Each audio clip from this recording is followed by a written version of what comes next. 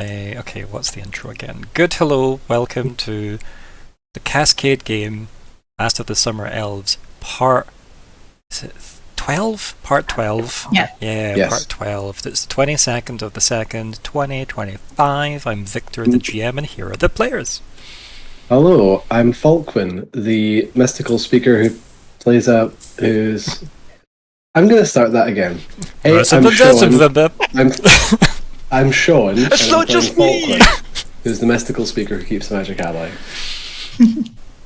I am Kalli. I play Ignysera, who is a dragonfolk warrior who bears a halo of fire. Good evening, my name is Alexander. Tonight I'll be continuing to play Lockheart Dourf, an empathic speaker. He's exactly the sort of person you want interpreting the law. Hi, I'm Hannah, and I'm playing Myr'ra Pentergast, a Helborn Adept who sheds her skin. Hi, I'm Chris. I'm playing Nori Nediam, a half-elven explorer who likes to infiltrate.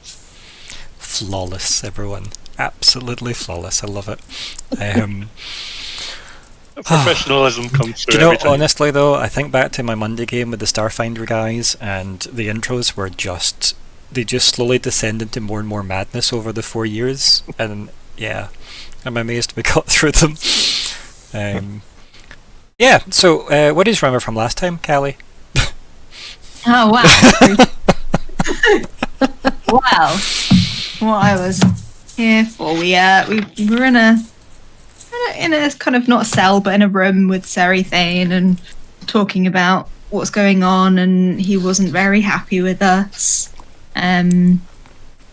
because we wanted him to help Kyril, and he was like, what the heck, dude, this is a play, why? What are you doing? And then we were having some chats and stuff about it, and then suddenly there was a frozen lake and moon, and then we were suddenly in Sin, which where we'd always been. Yeah. We'd always been there. We'd always been there. And it was very confusing, but Myr'ra seemed to be the only one that remembered that we had potentially been moved, or either through time or space, or both. And Alu Ben. Also. And Alu Ben was like, what's going on? But we were with your grandma. Right? Yeah, she seems totally cool. Yeah. Not at all terrifying. And then you can fill in the gaps, but essentially went on a tour with Joy, and then saw Pride at the end, and some convos with Pride, who could also maybe send us back where we need to go. Oh, what else? My brain just went. There was someone who is now in charge of somewhere. They felt regal.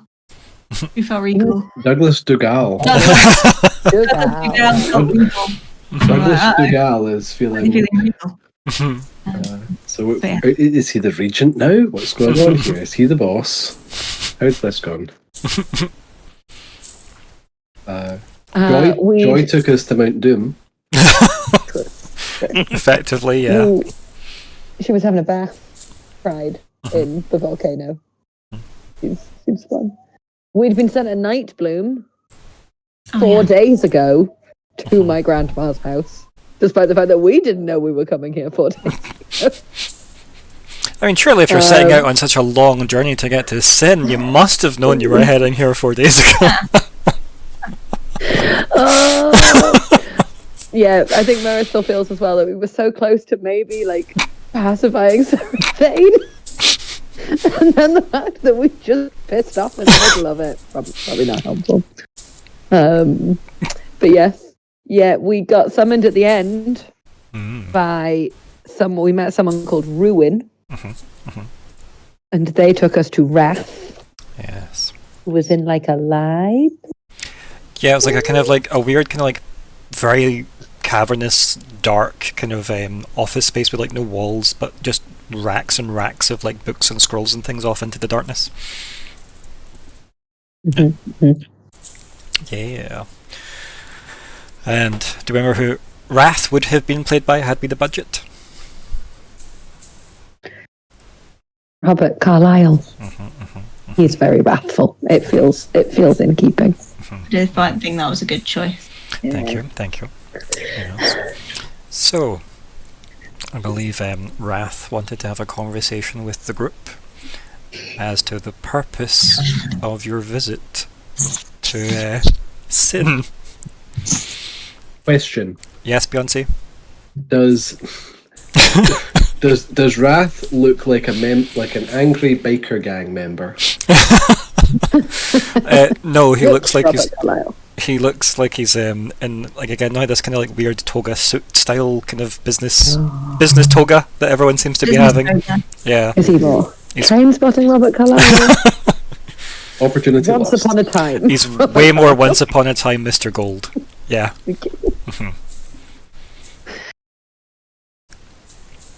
Yeah, and he kind of coalesced out of the shadows and formed in front of the desk to be like. He also wanted to know your business with Pride, I believe, as well. That's how he opened that. God.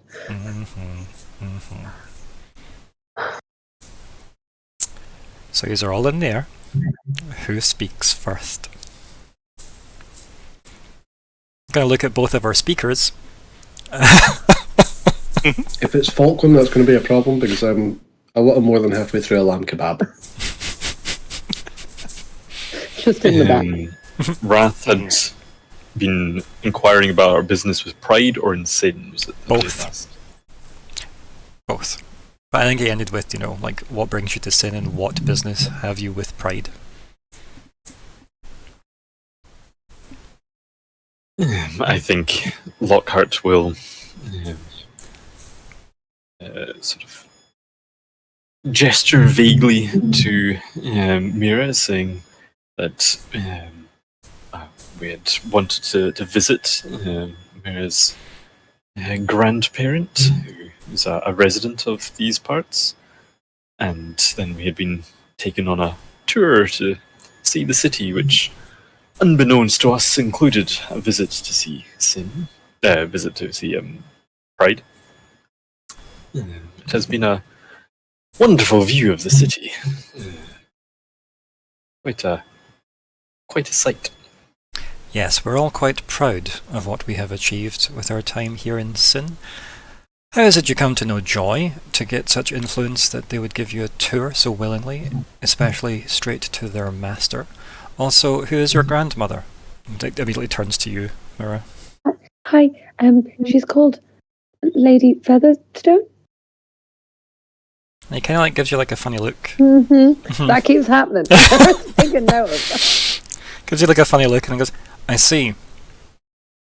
Yeah, I'd never met her before. She invited me and us. And then really awkward smile. And what is the purpose of your visit here? Simply to catch up with family? She hasn't elucidated on that yet. We only arrived today. I see. Hopefully your visit won't be too distracting for her. She does have an important role here within Sin, and we would hate for that to be... And what's a good word that isn't just derailed? Because that feels not the, deterred, I think is what I'll just say. Like, deterred will do. It's good enough. I'm sure we won't. We can be very unobtrusive. Myr'ra does not commit to that last one. I don't. It's like halfway through it deflates, like unobtrusive. Yeah.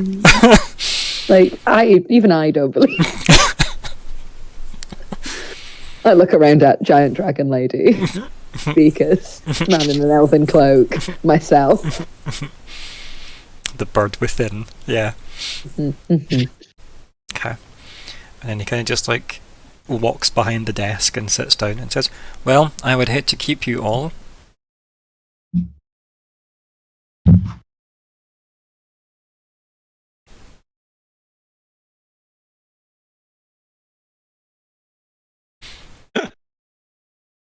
Read the notes. What did we want to learn from Wrath? What do we want to learn? You don't happen to know a big guy with a sword, do you? Seems like you might be on your sort of level. I don't know. Do you have any other outfit changes, Wrath? Maybe a big sword, black armor.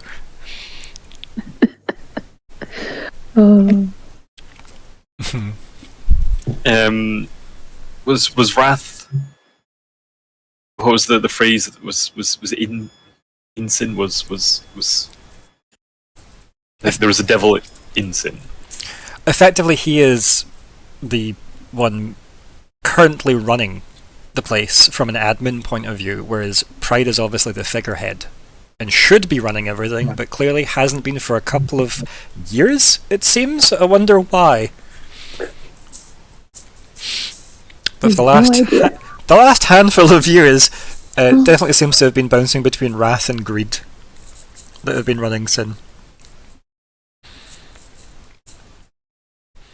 But Pride is still the sword wielder. Don't happen to have any King's best friends around here? I mean, you could ask him. Just, is there anything else we want to try and learn from Wrath? Because his posture very much was, I'd hate to keep you, and just went down and started working through paper as if you know the way. Okay. Like, if we had one burning question. I think for Nori, he's still curious about the elven history of the place. Mm-hmm. About whether Wrath would infer more than we've already been told that yes, this was given to us, but all anybody's ever said. Would it be worth bringing up the Heart Piercer? Just because Wrath might have opinions on it. It might not be good for us. Was Wrath the one as well that you heard in your head when we killed the Falgain at the entrance of the tunnels? Yes, but that was the Falgain. It was because of the Falgain, not because not necessarily linked to timing. I have a timeline question. Mm-hmm. So you know how we're in Sin because we were always coming to Sin because that was always the plan. TM. How much of what we did in the tunnel happened or didn't happen? It's hard to say. Being captured by Sir Ytain, do we have memories of? I think it would be my kind of question to you would be, why would you, as Falkwin, think about that unless it was brought up to you? If you're always coming here, indeed, right? Whereas when what was it that happened last week? Somebody asked someone a question. I think it was it Myr'ra was talking to Lockhart, I think. And Lockhart's like, do I remember? I'm like, there is probably some weird headache of blurriness of both things happened. Iron Law. Yeah. So if you are confronted with the fact that things that you've experienced happened, like the entire cave thing and being arrested and such, if that comes up and you're confronted with it, your brain will be upset at the fact that it's got two sets of memories, but they will be there. But they're not exactly fighting to the surface. Yeah. And we have kind of we've touched on it because me and Ali Ben had a whole... Yeah. The fuck is that? And Ali Ben obviously spoke to you a lot, Falkwin, about that as before they manifest and spoke to everybody, being like, why is it just us? And I think I said at the time, Kyril didn't try and wipe all of you, it's just that Kyril's deal was with Myr'ra, so yous were close to Myr'ra, and thus everybody else might have a harder time remembering the difference between the two. But yous will have an easier chance at trying to differentiate because it wasn't aimed at you guys. It was kind of aimed at everything around it. Yeah. I know it's weird. Try not to think about it. It's probably easier. Oh yeah. Sorry, I just read. I've got a note. After I say we always were in Sin, I've written down the Sir Ytain matter was in the past and got resolved. I think was what you said. Oh, how else could it have been? Right, if he's got here. Yeah, but importantly, it's not been entirely overwritten. It's not like we never did the tunnel in this timeline. Yes, correct. Right. Because when Myr'ra checked on those people from the refugees, there was that implied feeling from Yes. what Topher. Topher from Topher, yes. Topher felt very employed. Which does kind of imply they've maybe found a new purpose wherever they in fact always were. Because Okay, I suppose then. Wait, 1 second, Chris. What was that? Carry on, Sean. I did have a sudden sort of random thought. Okay. Which is that Katie is Barlen, Mm-hmm. and Sir Ethane seems freakishly strong, Mm-hmm. and we don't really ever see under his armor. Mm-hmm. You know, he could be anything. He has said he is not of Denk. Hmm. That's about all we've got. So not human is Yeah. a strong contender. I don't like. You made me wonder there. Like, could he be not just a Helborn, but a devil? So that's Alexander's fun current there. like train that he's on. Alexander, you want to share your thoughts on that? I guess. Well, I had wondered if so what I first wondered was actually more like the horseman, because in my mind I'd been thinking war specifically, and then I remembered that wasn't actually what we were dealing with. We were dealing with the sins, not the horseman.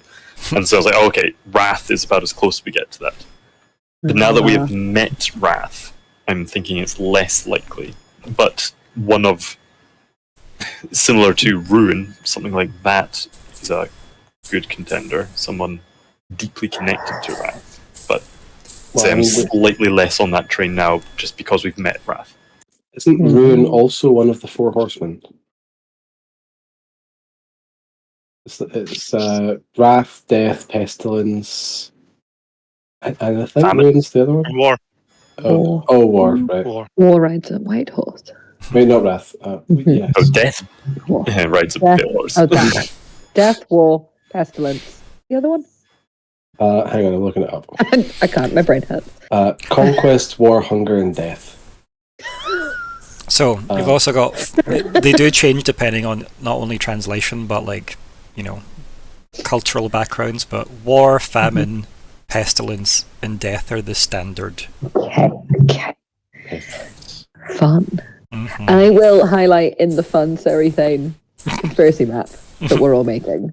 He reacted very, like, he turned to take it very hard when we stressed that Chiral was the last of their kind. Like, that felt like that hit. And he had a fake killing sword. like, Yeah. so clearly that's something that resonates with him. Mhm. Moonlight glass. Yeah, it's the only moonlight glass weapon you have seen. So, what if gold or iron? That seems, again, a very reasonable. Look at him. Look at the reaction. I'm just loving the sheer amount of like, you aren't even near Serethane. You are Yeah, in Sin but we still to deal with so many other things. And it's like, It's so scary. but Serethane though. I checked it on 10 people. None of them were Serithane because I don't want him to know where we are. Even though we like him and he's our friend. Nope. Or is that side effect of that spell that it gives them information about you? Yep. Okay. Well, they know I'm doing it. Like, they have to choose to, like, respond. So that implies a level of they're aware it's happening and choose to respond. I think it's not so much that it would give, Myr'ra's location to Serethane. It's more the case of we fear his capabilities are that he could discover it. Yeah, he would just know. He would just be like, I'm here now. Yeah, that's very fair. Unbelievable. I could believe that. Yeah. I mean, between him and KT, let's face it, they seem to be fairly capable. They've defended a town for a long time alone. Yeah. Mm-hmm. We did find that Pride didn't seem to know, obviously they could have been lying, but they didn't seem to know of Serethane. Yeah. They literally were like, why are you stressing someone you don't know anything about? So true. She had such a good point. Yeah. Mama Pride. Mm-hmm. Yep. It's Do we have anything we want to ask Wrath? So I was just wondering, but since I'm just getting a little hung up on the fact that they are Wrath, the idea of someone hunting Barlen, that could either be, oh, that really annoys Wrath, or it could be Wrath. And I'm not sure which side of that I actually want to be close to. So Nori could take that on then, and just say one of the other reasons we've came here is trying to find out more about who killed my father. Parents. Yes, because you also probably don't want to bring up the fact that we were helping Refugees. Helborn refugees. Refugees. Yeah. Exactly. Yeah. Exactly. Yeah, reading the room definitely doesn't give you the impression that the idea that you're like allowing people to leave the pit for a better life outside Caldera isn't something I think Wrath would be like, yeah, that sounds great. It would mean less paperwork. Yeah. Or more. In a way. So, Nori, if you want to lead with that, you can, because if that's what everybody, unless there's a more pressing question, but if that's what you want to go with, you can I do. think that's a good direction. I think it Oh. maybe makes, like, would it be too much of a gamble to suggest that we think we know that there's a Barlen hunting serial killer at work within Caldera? Because I think we only know so far about them hunting refugees crossing into the tunnel, but like if they're just killing Barlen, maybe they're active here too. Like, we could put it to Wrath that we have reason to believe there's such a dangerous person around. I mean, you know it's likely that the killer travelled with the group. Mm. You just don't know how long for. I'll leave that to your call, Chris, when you're deciding how I think much that's to say or not the to say. easiest way of hiding what we need to keep hidden.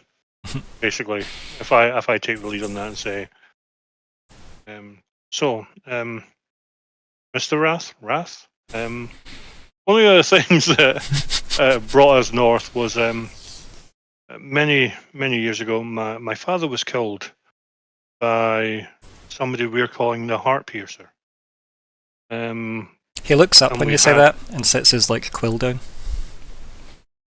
as if you've now got his attention. It's one of our ongoing missions is to kind of answer some of my questions as to why my father may have been killed. I was young. We don't know much else, really. So, is there anything you could help with?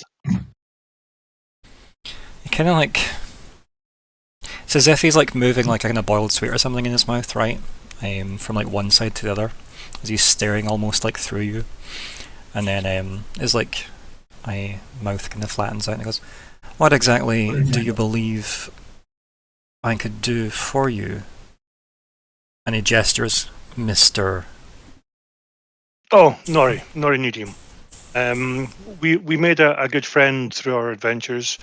He Count writes your name Three? down with with his quill, and he goes, okay, and- right. I'm out. Count Threem, you said? Scribbles Yes. that down as well. Yes. We had some interactions with him over the years, and he suggested that part of my ancestry may have been hidden from me, and that I may have been.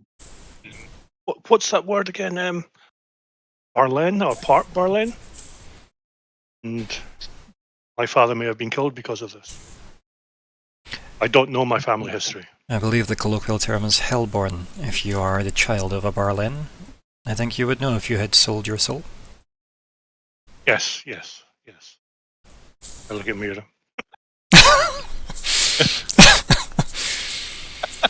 He scribbles something else down on his piece of parchment, and he sits his quill back down, and he says, "So you are working with this count to discover the nature of your father, or specifically your father's killer?"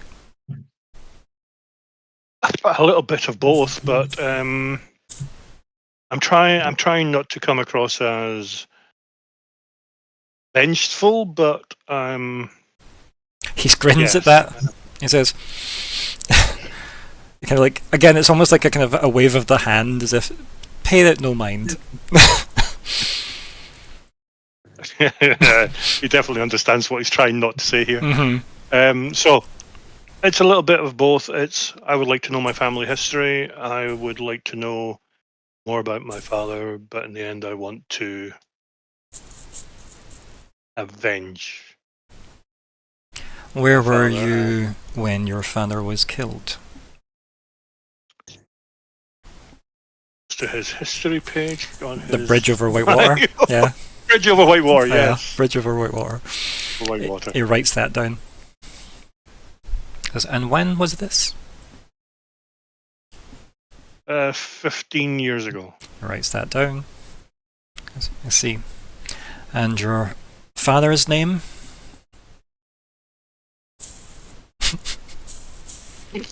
I just knew. Isn't that long?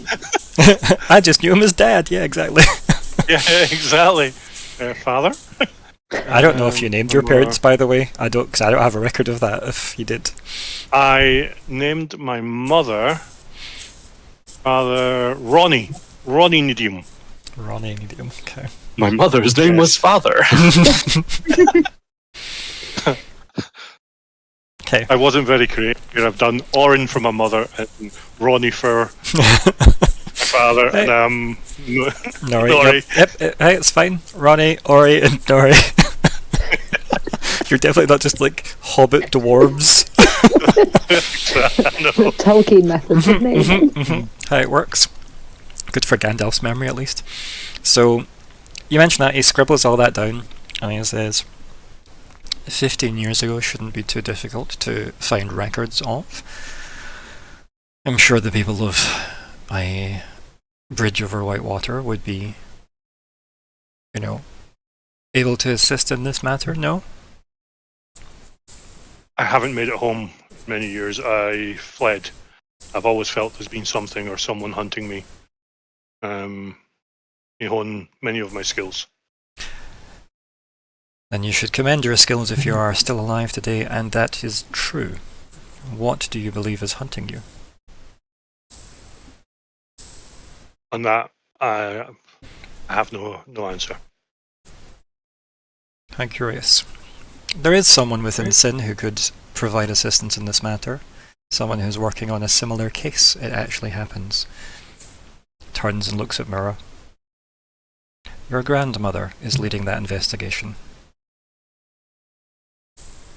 Oh, I see. That's fortuitous. He raises an eyebrow at that and goes, "Is it?"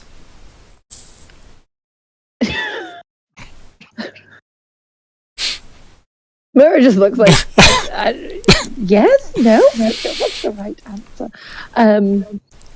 It's interesting that our family histories seem to have combined. I wouldn't say combined, she just happens to be the head of our security in Sin. Myr'ra's like, oh. Adds it to the mental picture. Oh, that does sound very important. Has there been something happen recently?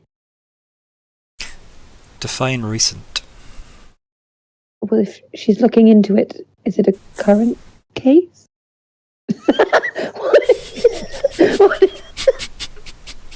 What's the meerkat face for? Well, a current security problem might be all these refugees leaving somehow. So we don't. But that's not it is a murder case because we know that, but they might not know that. No, but it's just your chief of security has probably got a finger in that eye. True. But what is You'd it? find it interesting if 5 of us just appeared out of nowhere. There's a blip on the Security is not very good in this city, is it? I mean, he's I clearly think just Myr'ra walked was in. more, trying to has there been a murder in the city recently? I mean, is that what you're going to ask him? Yeah. Yes, I think that's what she was trying to ask in terms of has something happened recently in Sin?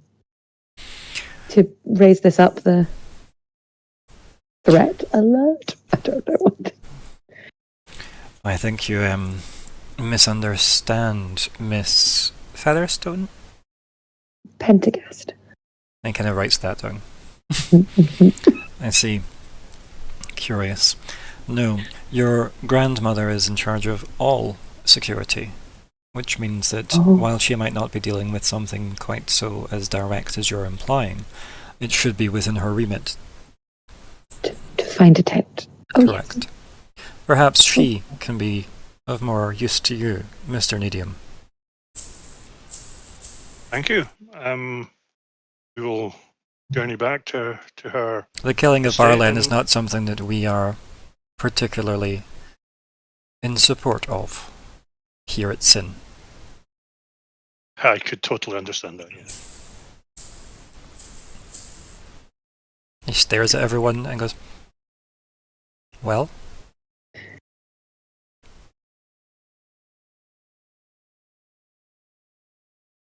Thank you. It's been most kind of you to see us at this short notice. We will take our leave of you. Please do. He goes back to writing. Heel turning out. Yeah.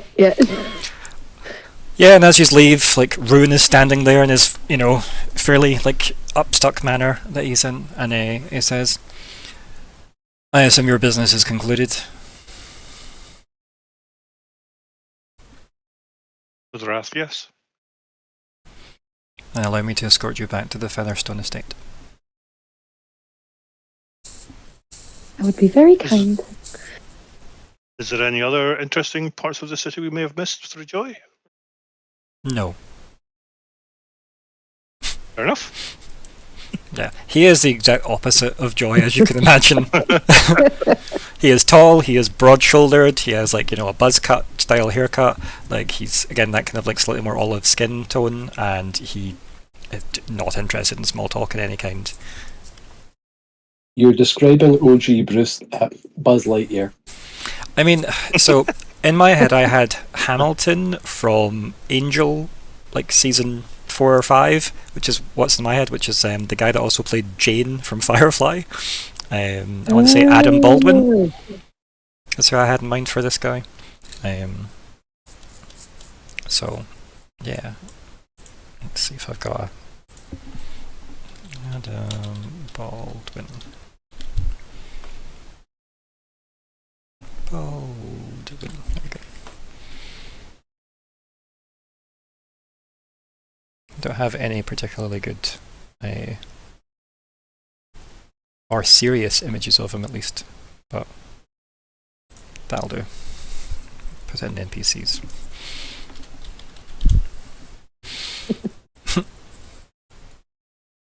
I can see it. Yeah, and he is very, very tall. So, yeah. So yeah, these are pretty much very quietly escorted back to the Featherstone estate. This time people do avoid you. Unlike with Joy walking through the city, people specifically walk the other way across the street or whatever. A wide berth is given with Rune. And yeah, use unless anything's discussed in the long walk back to the estate, you get back there. Rune pretty much just deposits you at the gates and says, hopefully your time in Sin is efficient and brief, and leaves.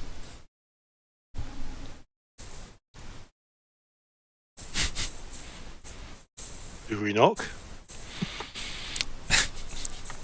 I mean, the gates to the estate are open anyway, so yeah. Go back into the gardens. So you go through the gardens and someone's tending to the flowers in the gardens.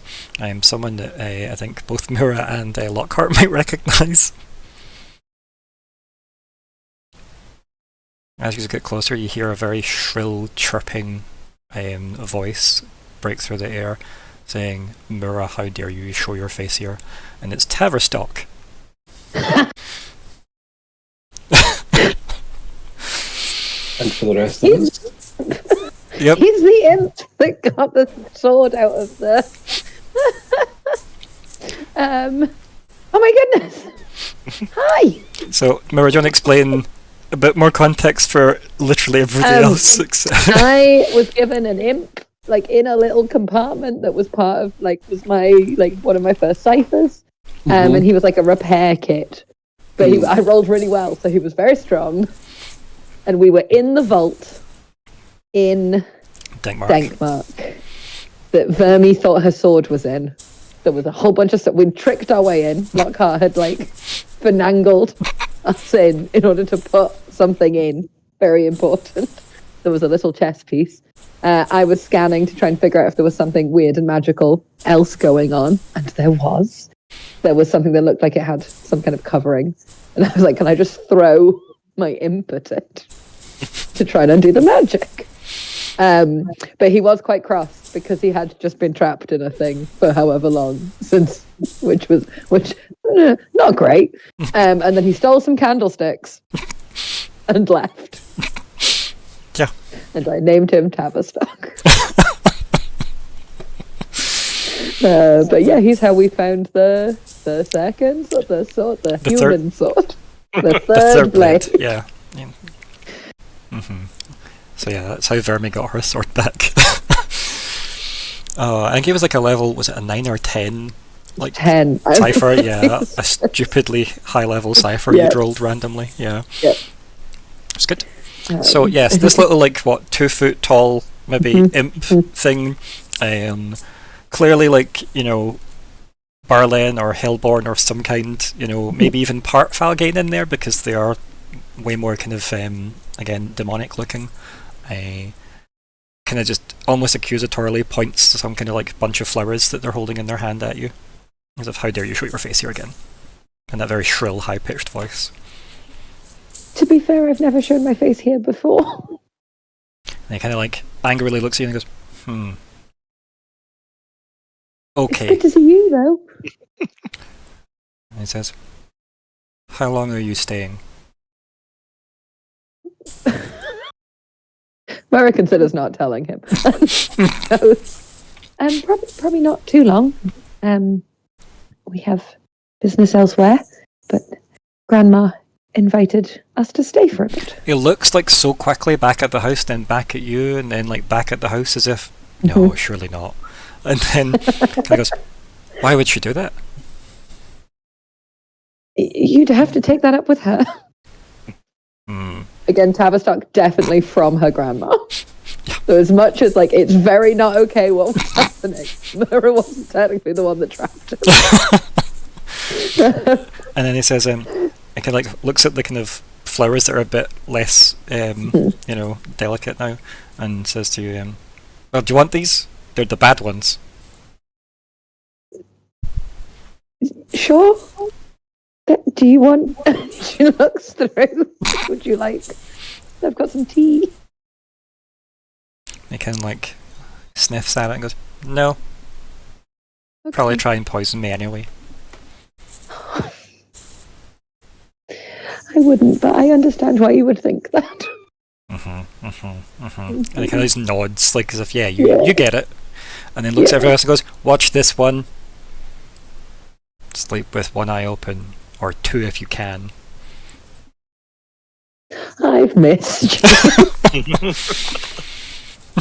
And you've been handed this pile of flowers that he's pulled from the garden because they're I guess more weeds effectively. So it's the bad ones he's literally been pulling out that he's just decided, well, you can have them, I don't want them. Yeah. She takes them. Yeah, and then he just goes back to just running through the flowers in the garden, tearing out the ones he doesn't like. Oh. It is fascinating, the horticultural skills that we find in the people that we meet. True. Oh. Maybe he can cultivate night blooms. Do we do have one of these now. Ask him about them? Maybe he was... No. The lady in the house was looking after the night bloom. But he might know.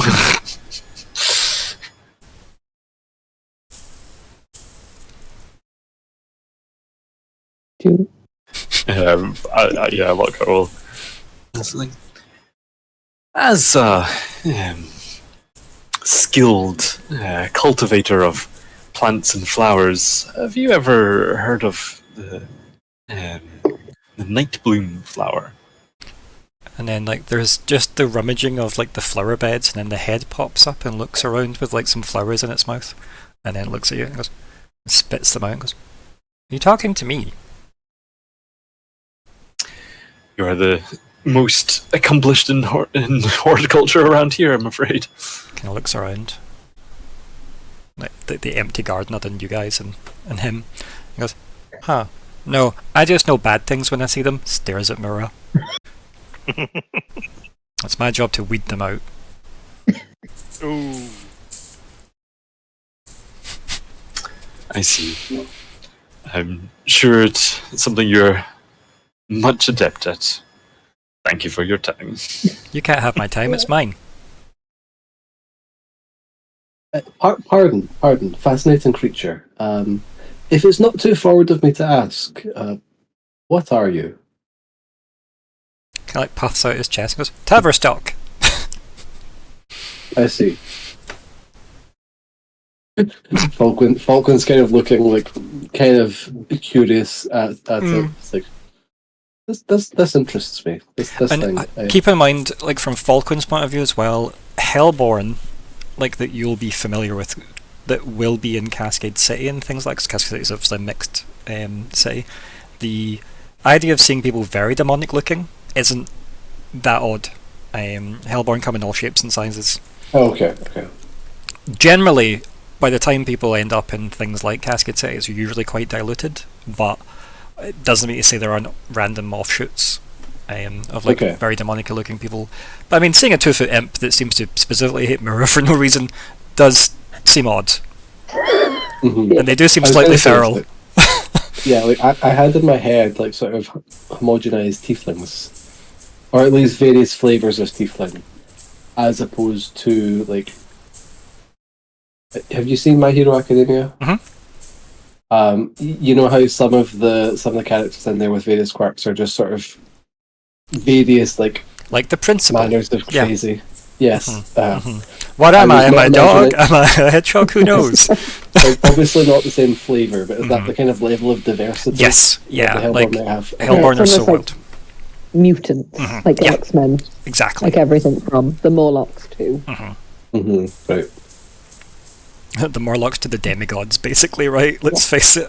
Because Hedera, which is Riven's wife, has horns that are quite sleek into her, and she has a tail and things, and some like scales and stuff. So probably at a glance could be confused to be like a Helborn or a dragon, like a Draconic, right? Because of how she looks. But she does have a lot of like human features still.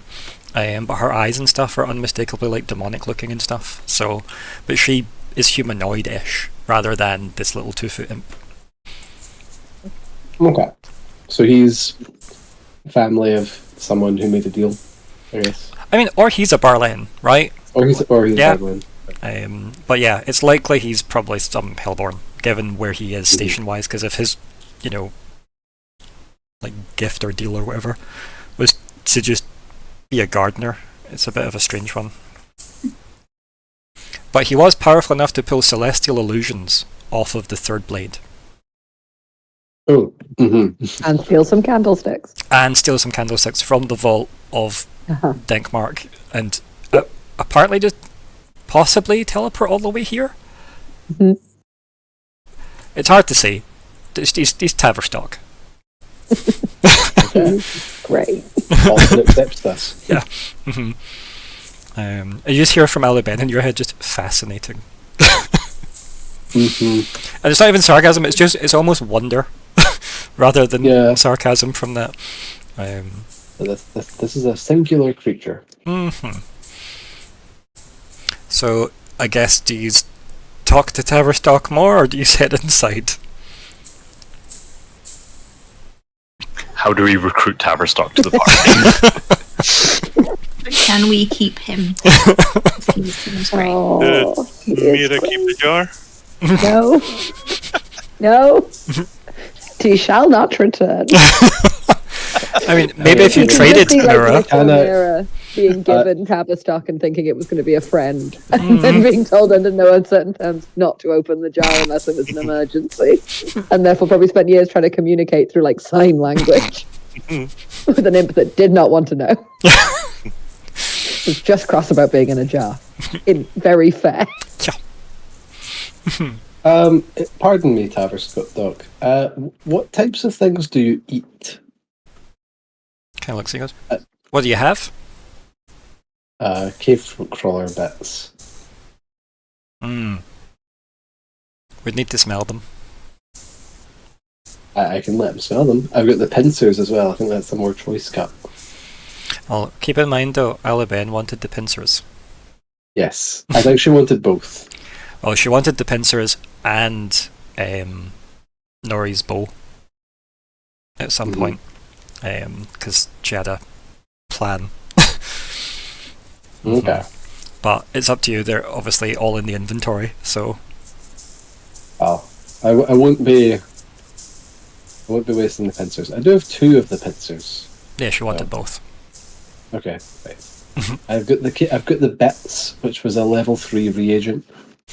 Yeah, I think that's when you were going around all the kind of like half-mangled or scorched corpses and scooping up what you could from them, I believe. So yeah, you've got a whole bunch of goop.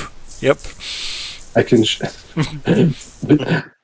You know what? I think showing him this jar of cave crawler innards as like cave crawler goop.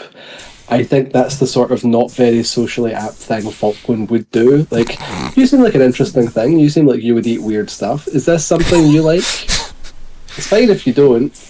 Okay, so are you presenting him with some of the cave crawler bits? Yeah. Sure. And he'll kind of like crawl out of the flower bed and kind of like go over very like, you know, trepidarious, I guess, and go up and sniff at it and go, what is it? Cave crawler. What's that? Are. They are some like insectoid large things that live in caves. They crawl on the walls. Kind of looks at the jar, just puts his hand in, just leaves it. Just kind of looks up at you. They don't do much. No, these are dead. Oh. Do you prefer live things? Kind of pulls his hand out. Do you have a handkerchief? Sniffs at his hand. Okay, he prefers live things. And he kind of just rubs his hand on your coat. I probably deserve this. He goes, maybe next time you'll bring me something sweeter. I can certainly try. Tavistock would like this. You're nicer than Myr'ra. Thank you. Kind of like nods as if, yeah. And crawls back in the flower bed. Oh, but does sweeter mean living, or does sweeter mean living and crusted in sugar? I must bring in both. Amazing. So, yeah. Back in the house you's head, I guess. I will fill anyone in about the whole Tavistock on the way in. Yes, it was nice to see it again. It's good that he's somewhere safe. I don't see the candles. Can I look around the garden? Are the candlesticks here? They're not in the garden, no. Okay. They're not like the middle of a topiary. Just like jammed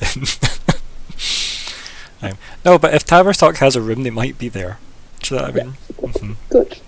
Are you saying he wouldn't have presented them to her grandmother? And like have them on the dining room table, like from the vaults of the royal family of Denk? I feel like, given her position, it might be quite a liability legally, having stolen things. No one needs to know. But the last time the Queen came to Sin from Denk, it didn't go so well. No. She didn't get home. No, most of her didn't. The sort of key bits that made her didn't. Yeah. Yeah. So yeah, you go inside, and then the matron of the house appears again and says, "Oh, allow me to take your outer garments. Why you wore such heavy clothing in Sin, I'll never understand." Yes, it is quite hot. Myr'ra will take off her coat. Yeah, and then she just takes off whoever gives her whatever. She'll just hang it up in effectively the cloakroom, in the entrance. I'll roll my cloak up and I'll put it in my backpack. That's not getting anywhere. I never gave thought to what Falkwin's wearing under his leather coat and breeches, but Nothing, as far as you Yeah. said. Yeah, just balls to the wind. I assume probably he'll keep his leather breeches on, but he can probably give away the coat. He's probably got some sort of shirt. I think I did say shirt. I think it's got some white cotton shirt under. Yeah, I think you did say that you obviously had some fairly nice clothing. Probably not necessarily the most practical, but yeah, fairly nice. I think I was keen to say nice but practical. It was Yeah, it can be. not something you'd wear to a high society dinner, but sort of a little bit more expensive than ordinary traveling gear. Yeah, that works. And a user escorted upstairs to a fairly again this slightly very. There's a strong airflow in this house, so it feels almost air conditioned, right? But it's also hard to tell because you all have your amulets of heat negation, I guess, on currently, unless anyone took them off. They do get brighter, by the way, the longer you wear them. Oh. Yeah. So yeah, there might have been a dull flicker, when you got them, and that kind of fiery, kind of ruby thing in them, but they are now all much brighter. You have wore them a long time, and yeah, you get shown to this big corridor of rooms effectively, and the matron just indicates who has which room.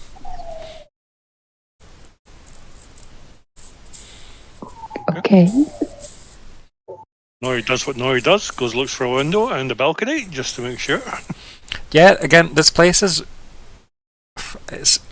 summer villa-esque, I guess, is probably the best way to kind of sell it. It's very light, very airy, very open. Yeah. It's almost too open to feel secure, though, if that makes sense. It's one of those, this has no thought to defense or fortifications, compared to somewhere like Cascade City's Council Tower, that, the doors were so heavy, there was no windows anywhere, yeah. Oh. This is the architect's pre-war. Yes. Mm-hmm. So, Or whatever lives here is so strong, it has no need of... Can we gather in... Is she going to make us go into our own individual rooms? Or can we gather? She just points out where the rooms are and then leaves you to it, and I think she'll probably say she's leaving, if you require food, it can be served with an hour's notice. Thank you. Yeah, and she politely leaves you to it. Should we pick a room? The room and gather. There's a lot of reception rooms in the house as well. As I said, you can tell that this house is used as a hosting ground for your grandmother. You now have slightly more context as to why as well. So there is probably several reception rooms you could use as well if you didn't want to just jump it all into one person's bedroom. But the bedrooms are reasonably they're not massive, but they're reasonably big. How secretive are you want to have this conversation? So outside of Sin, yeah. Yeah. Are we still telepathically linked? These can be. Were we telepathically linked?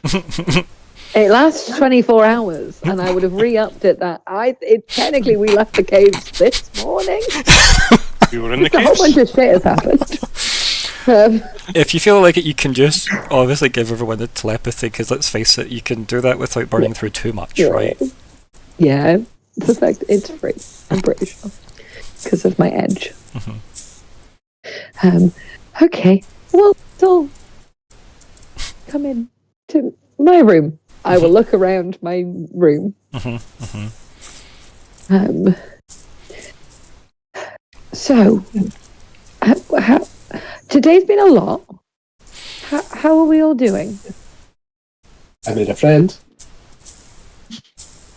Yeah, I always wanted him to be my friend. Yeah, you did. Well done, Falk.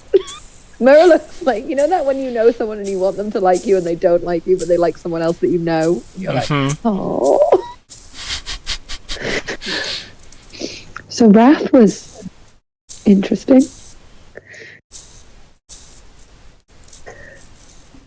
I think he knows things about Nori. And probably also KT. And maybe Sarithane. But that's a guess. I don't know if anyone knows about Sarithane. The cold chill up your spine. KT might know about Sarithane. I just think of checking in with KT and him just feeling stressed. Not that this is useful to us, but it may be true. What do we want to do? I would like to speak with my grandmother, and it sounds like Nori might have things to ask as well. Seems to be, yes. But she looks around like, are the walls listening? I don't really want to stay here very long. But I don't really know where we should go next. And none of you really remember why. Well, we're on a quest, aren't we? We're going to Dinosaur Island next. Yes. Is it called Dinosaur Island in World? Oh, 100% it is, yeah. Amazing. Yes, and we need to deliver the Night Bloom to Sarah. Indeed. But, okay. So this morning, I'm going to everyone in the eyes, we were arrested because we helped Cairo. Yes? Do people remember this? I didn't help Carol. Well, valid. However, we all were there when we asked Sarithane to make the Night Bloom heal them. Yes? Everyone remembers this. Yeah. No? I think. Maybe. Okay. Maybe.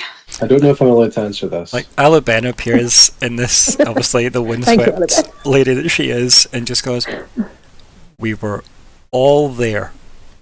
Just as because she feels like she's going insane too. Yeah. Right? It's like, we were all there, we all spoke, we all spoke to Sarithane. You asked him to not guard the refugees, despite that seeming like a far superior idea retroactively, and you just wanted him to go and heal a fae that seems to be quite the bee in his bonnet. And let us not forget the bee that we know nothing about. There's a bee? There's a bee, yes. She's fine, she's confused. Do we have the bee? Did we release her? I think we think she's with KT. Weren't we going to give her? Okay. Yeah, you were gonna put her give to the Arcanatrix to try and solve that situation. Yeah. Did we just mail her over, or You were going to get her when you were going to. You were going to take her with you when you went to see Sierra. Yeah, right. And then we got arrested. So Yeah, she's still a bee in a jar. Arguably, she's with KT somewhere. Yeah. Okay. So just again. So hold on. Are you suggesting that I'm wanted again? I'm unclear. Alaben says, "Nori, you're always wanted. Let's stay focused." Yeah, okay. Like just immediately cutting, Clear things up. immediately cutting through in it. a nice way. Yeah. I just wanted here. So I'm unclear on the whole. She pauses because she's not going to say the word "hey" here. I'm unclear on our current wantedness, but I do think they have arrested Vermi. she felt stressed. And so I don't know if us going to Cascade City, despite the fact I think that's where we need to go for a whole bunch of reasons. Because we need to return Noya, and we need to, sort out Posey, and Sierra needs the Night Bloom. But if I think it's a risky, and none of you remember why, but I definitely think it's a risky move. There are degrees of stress, no?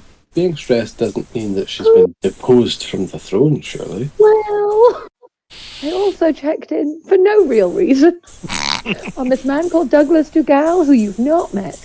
And he was Loudon's husband, briefly. Sort of still is, sort of unclear. He currently feels very regal. That doesn't feel like a good sign. Fascinating. But the sword. Yes. What does the sword think about all of this? You get a sharp look from Aluben, like, we don't need to know what swords think. What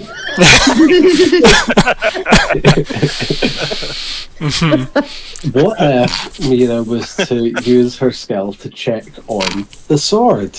Because we know it does think. Oh, Or at the very anymore? The direction of the wind that Aluben has shifted dramatically. There's nothing else, just that shift in the wind.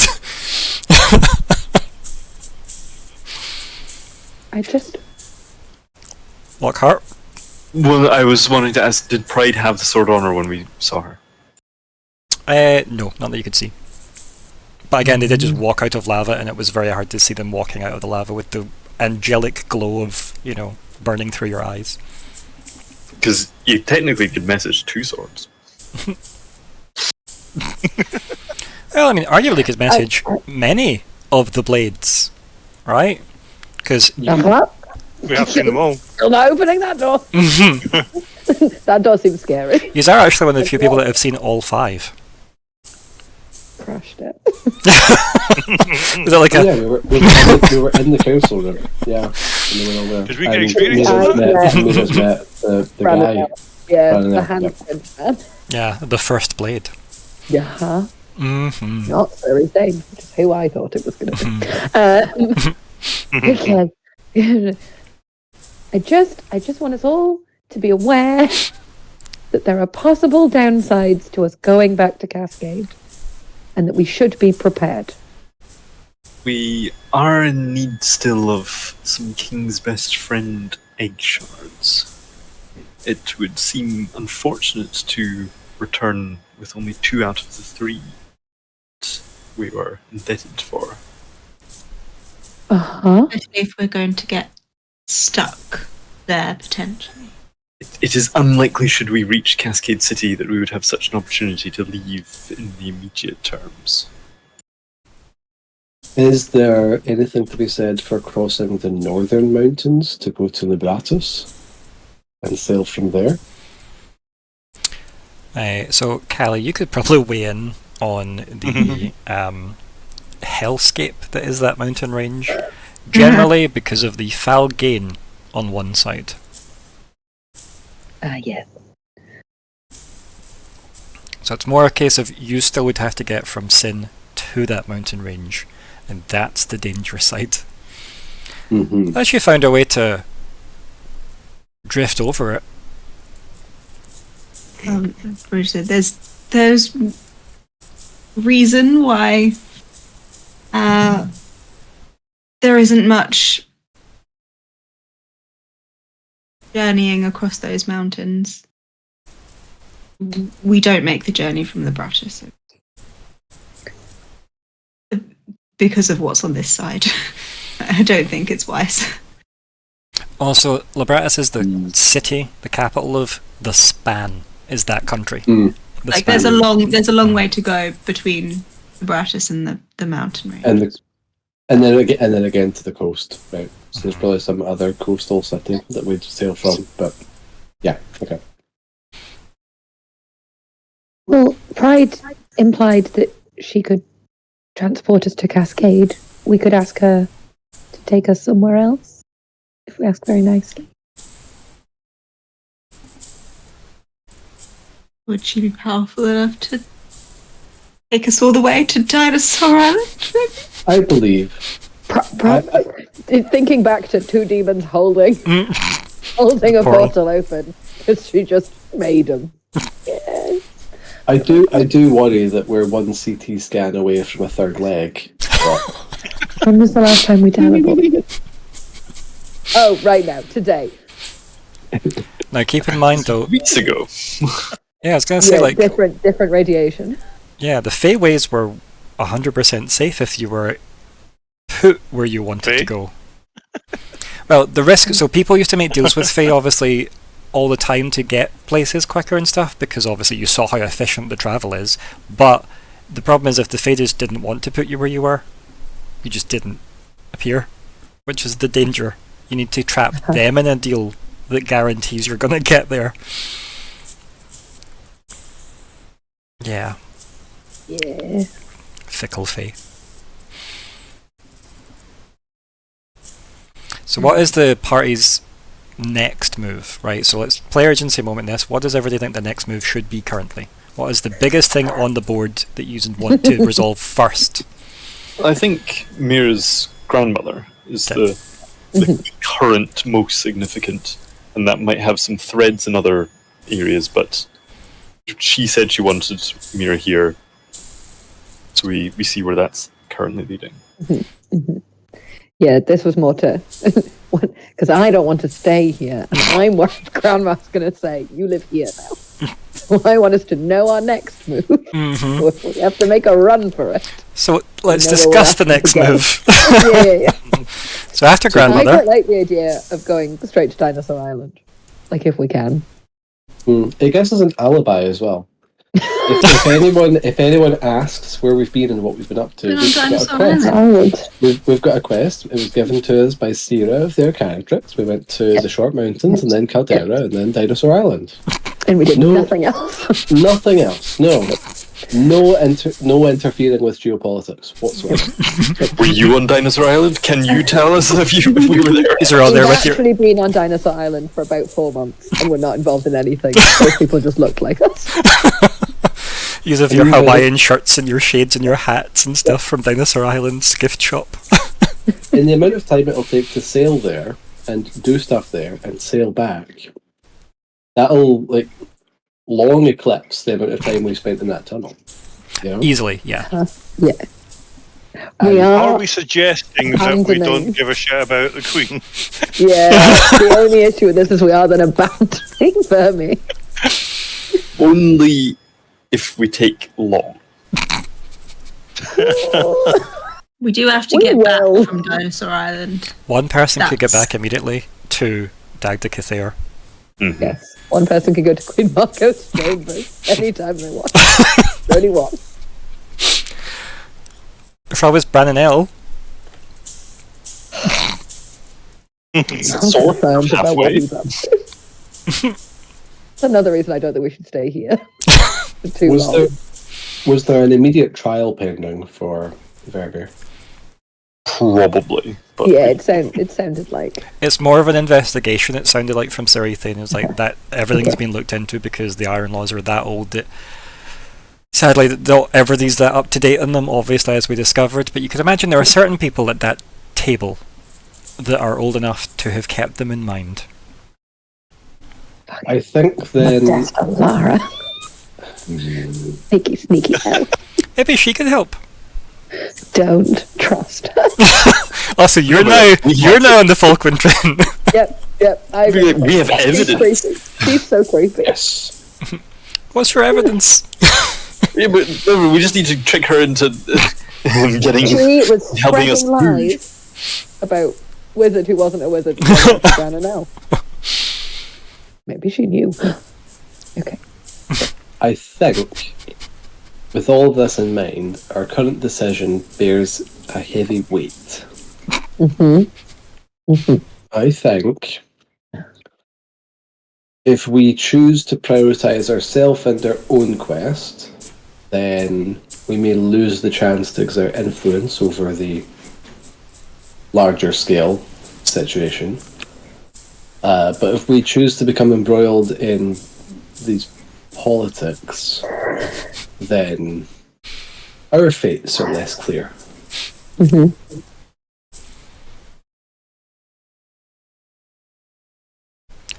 Fight with dinosaurs. Fight with the law. That's It is, this is the true. This is the true alignment chart for our Yeah. characters. Yeah. There's maybe an element of if we're not there, like, yes, there's no one to speak on Verby's behalf, but there's also no one to, like, to use against her. Mhm. Like, if we're the witnesses, Removing Then if yourself we're- from plausibility yeah. does still help, right? Because as you're saying, it's not Yeah. damning her. Yeah. If we're not there to talk ourselves in circles and maybe accidentally say the wrong thing, it's just her going, this is not a thing. Leave me alone. And the sword, we think, has still got her Yeah. in its like. Furry thing favour. seemed to say the sword was still with Vermi. So Oh, Yeah, because keep in mind, nobody knows really how the swords work except Bran and El, right? Arguably. He might not even know how to work. And then it would We- need we to be don't something know. big. Oh, sorry? we know more than most, at least about Yeah, how the second yeah. the sword works, and we can maybe make inferences. I mean, you know most of all. Your mind's touched the second blade. I'm definitely wondering whether they're all sentient somehow. Maybe not in the same sort of horrific sea of tormented voices way, but maybe the other ones do have some sort of ego. Which is why Falkwin was kind of interested in the idea of Myr'ra telepathically communicating with them. Like, I'm not doing this again, but maybe with a different power, a different sword, it might work better. You never know. at some point we'll have some slots free and we'll just go, do you know what? Let's just check in on all this. But maybe not all at once. That might be dangerous. Mm. Try the sword of your own race and start there. So, the second No. blade? No, the other No. one. The of third your race. I blade. don't. Yeah, that one. Yeah. Yeah, right. Yeah. Yeah, Myr'ra's Uh-huh. part Helborn. Right, Yep. yes. Yeah. Yeah. Not that one. You don't want to talk to that one. You don't want to talk to that one. Yeah, no, that seemed bad. Yeah. Do we? The other option that we do technically have on the table is we can message Vermi. She can't message us back. Can she? Did she give herself a ring? I mean, you spoke to Vermi before with mind powers. Yeah. And see Oh, I think I'd do that. if she wants what she wants us to do. Like, are we more help to her gone or there? Considering she's at least, we know, / I know, Chiral has been healed. Like, that has definitely happened because we're here. Yeah, because his wording So to you was it like, is- I wasn't strong enough to basically hold up my end of the bargain until now. Yeah. So there's definitely, she's at least made a choice to allow Cerise near Chiral in order to try and heal. So it's not like she's gone into this completely. Yeah, because obviously as the queen of an entire, queendom, obviously harbouring a fae that could disrupt the entire political balance of the continent, when a strange man in black armour turns up with a potion saying, by the way, your friends said to come here with this, I have to help someone who's in like perpetual pain, I guess. Can I come in? Yep. And then apparently that led to Chiral getting better somehow. And also Vermi getting Arrested. investigated. Yeah. So, I think I'd like to actually send that message. Mm. See if we get a response. Yes, I will do a depletion. Okay, so what are you saying? Crossed.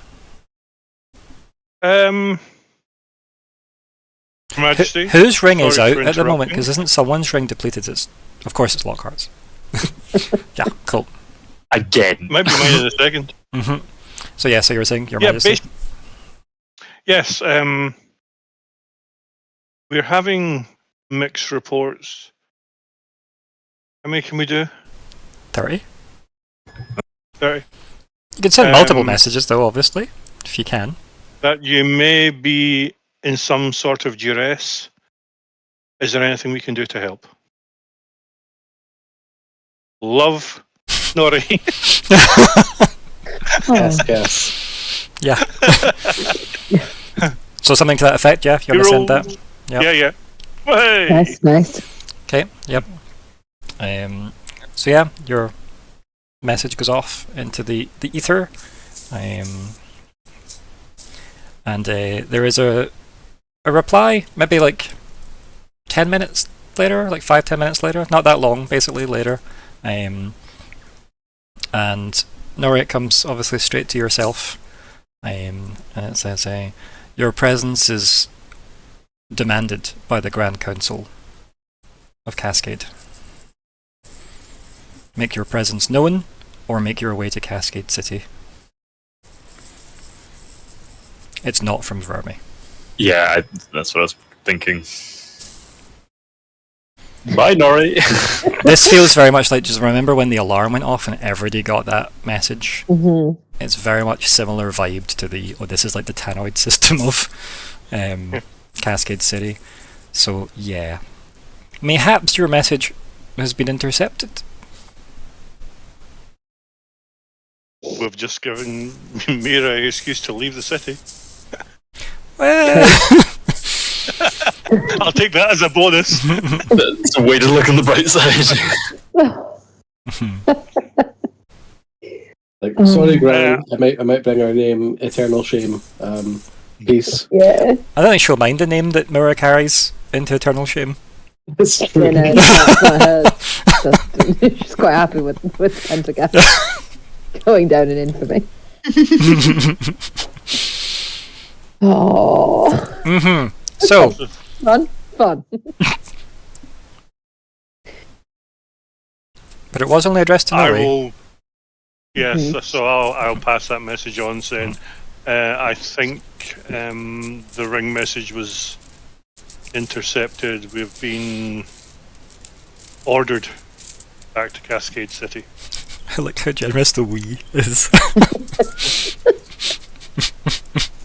we move as a Three of unit. us. Yeah, also, Three- we have been three of ordered. us. Oh, yeah, so true. Said, well, okay, maybe I have been ordered. They never weren't specific about numbers, but I have been ordered back to Cascade City then. Okay. Well, Do I message back? Should I bring everybody else? That's so good. Oh, but then, God. Just me? I demand my lawyer. Oh wait, he's here. Oh, that'd be so funny. oh, Just immediately throws everybody under the bus.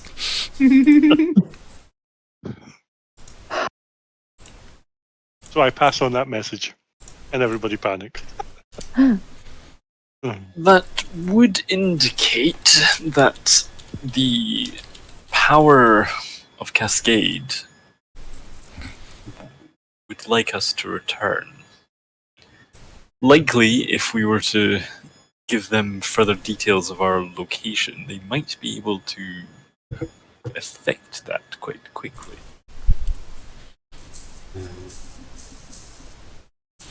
Should we be needing a quick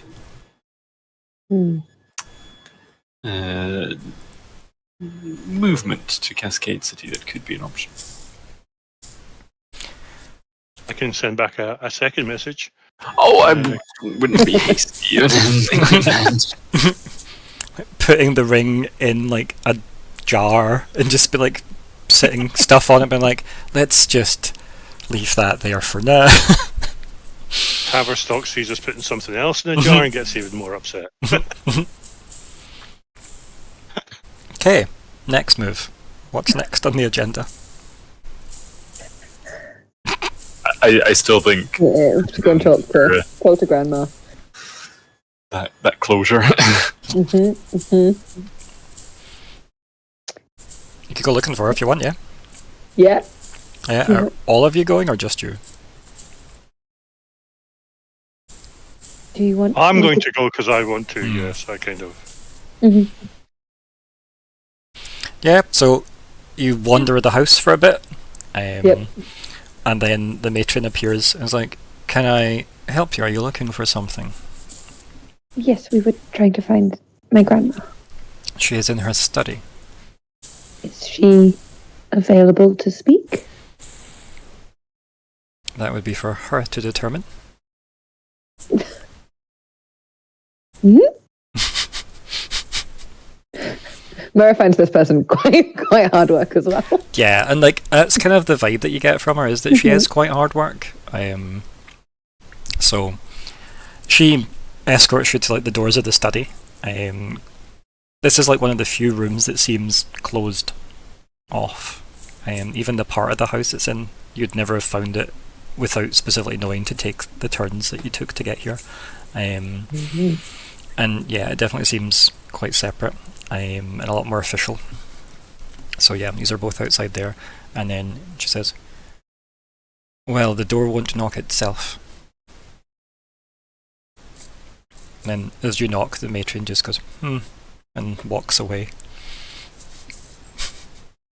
Oh, she reminds me of a teacher from school. And then, is it Shall I Helligis, leave you? the librarian? Also her. Remember that side quest, the missing cat? Just don't forget all these side quests, guys. But yeah, so you knock on the door, there's some silence at the other side until you just hear, "Come in." Push the door open. Quite a big heavy door, right? Makes the suitable noise that all doors should make as you open. And then in there you can see that your grandmother is actually talking with someone that sat like at the other side of her desks, or desk I should say. And they seem like there's like a massive pile of like paperwork on her desk as well. They both look fairly official, in their stance and demeanour and stuff. And when she looks at you, like her face softens for a bit as if, "Oh look, it's my granddaughter," but then also, "Why are you interrupting?" is the kind of vibe that you get. And she looks down and sees Nori, and it's mostly the "why are you interrupting" face that's on Nori. And she says, kind of to the person she's with, like, "Forgive me a moment, I will return." And then she looks at both of you and nods to like one of the side doors in the office. And then, you are ushered into this other room. This room leads to a corridor that has cells in it.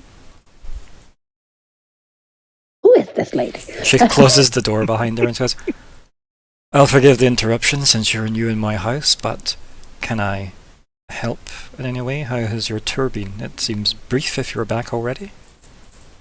Oh, it was very informative. We wanted to know when you would be free to speak. Apologies for interrupting. She kind of waves a hand off. She goes, "No, we're just liaising with Cascade City over certain matters." Oh! How... cross-curricular's not the right word. How? I probably look at Nori and they're like, "Oh, that's... sure." Very coincidental. She looks between you as if, "Well, I can't afford all day." I look at Nori as in, "Do you want to go sort of first?" Yes. We met with Wrath.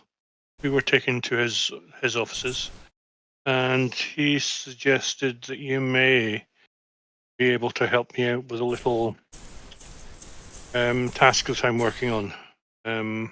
Why didn't you bring this to me initially? I mean, Why did you go to Wrath first? We were kind of... yeah. yeah, we didn't... I only know you as Myr'ra's grandmother. Your position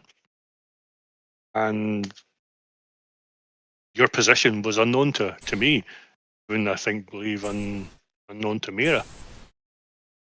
I'm sure I mentioned it in a letter at some point. She waves vaguely as if defensively, like, "Of course I've spoken about myself, right? I've not Not being super duper vague that I'm like head of security for Sin. Yeah. Just quite a lot of like side digs at my mum and Yeah, mostly just side digs. Yeah. The passive aggressive subtext was mostly aggressive text. Oh, I don't think I'd realised quite how important your position was. But Nori has a case he thinks you might be able to help with. She immediately like snaps back to you as if, oh, like quite curious. Yes. My father, unbeknownst to me, was murdered when I was very young, and it's been suggested that he was Barlen and was stabbed through the heart, the front and in the rear, by somebody that we're calling the She the heart finishes stabber. that sentence, the heart piercer. Heart piercer. Like as in she finishes the sentence for you. As if I already know, is the vibe you get from that. That's You already- unfortunate. That's unfortunate, Nori. My condolences. That is something I am Thank aware you. of as an entity. Especially, and sadly not limited to Caldera.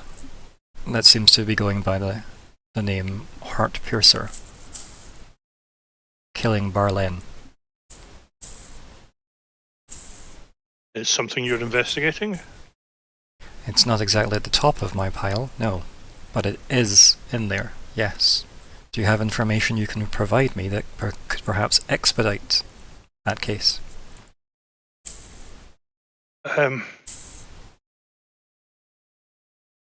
I can't say yes to that because we didn't do the tunnels. No, I mean, but you did and didn't, right? So remember, there is that you Mhm. did and didn't. Yeah, Yeah. But we can't mention the tunnel. correct. Yeah. Or We the can say we idea of encountered- refugees, or you Yeah. know. Yeah. We can say we encountered them. We can use KT a bit there because we're like Yeah. they went for That's KT, which Yeah, they went is, for Yeah. but you need to be careful. Yeah, we'll go that way. Part of our travels here, we were escorted by a good friend of ours, Count Threem, now in charge of I can't Voros. remember the name. Voros. Yeah. I think it was a V. Voros. And he gave us some escorts through the hills to this side, and we made our way up from here. And it was KT, as we call him, friendship. He was attacked. Fortunately, his deal allowed him to survive, but Yes, very that's fortunate. good. Yes.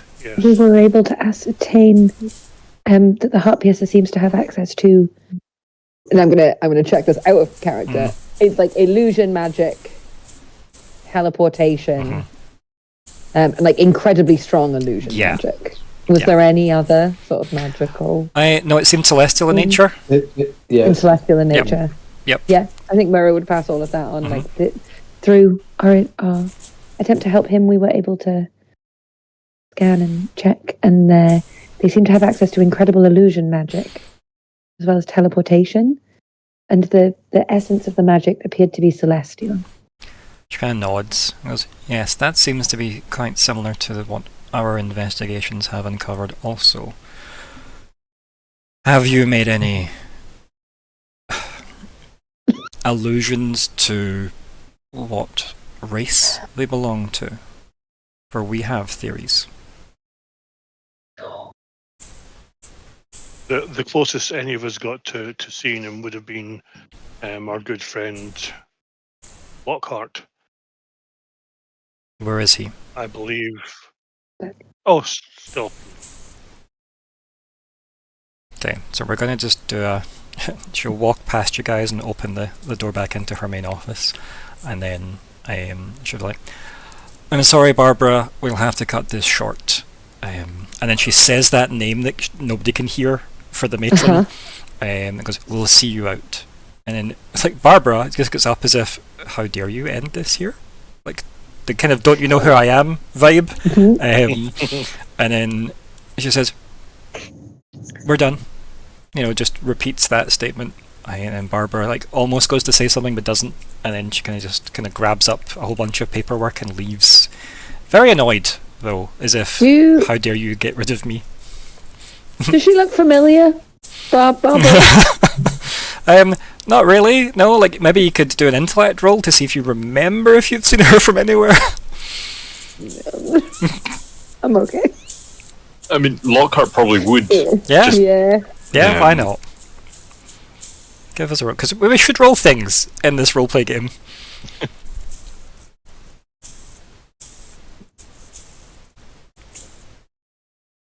Because I do assume. I don't want to look at her for too long. In case she's like, wait, those are the people we've been sent to get.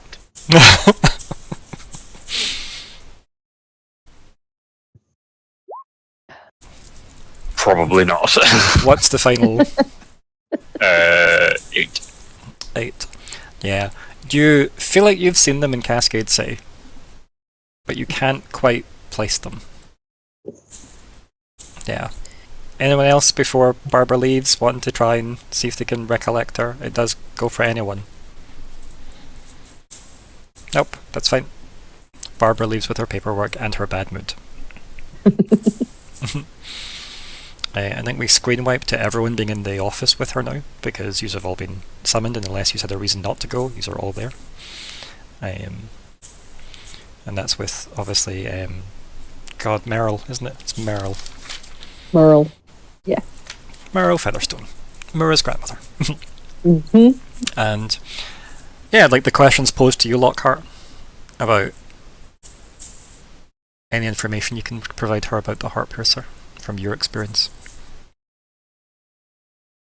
It was veiled by some considerable illusion, appearing to us invisible initially, and perhaps simply just shielding itself from our view, and then took on my own form when we were able to slightly penetrate its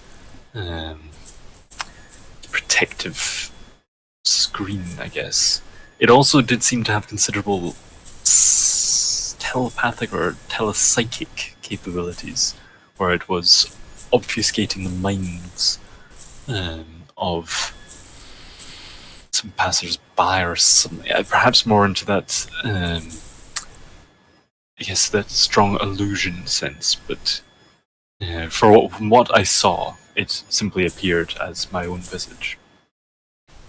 I'm curious that you would provoke it, so to take on your form. It had just made an attack on the former mayor of a town in Think, and as a function of the courts, I must say it made me quite distraught to see another member of our administration being so attacked. You can tell she maybe zoned out a little during the end of that, as if she's now you can see the cogs kind of working away, and she kind of rolls her shoulders back a bit, and the kind of black and blue tinted feathers on her outfit kind of jostle a little, and she says, "Well, from what we can gather, due to the very small amount of witnesses willing to discuss this and be vetted in the process, which is not a pleasant process, I might add, they believe that they saw a golden light reach into the sky after their encounters with the Heart Piercer. This has led us to believe that the Heart Piercer must be of the Goldleaf Elves."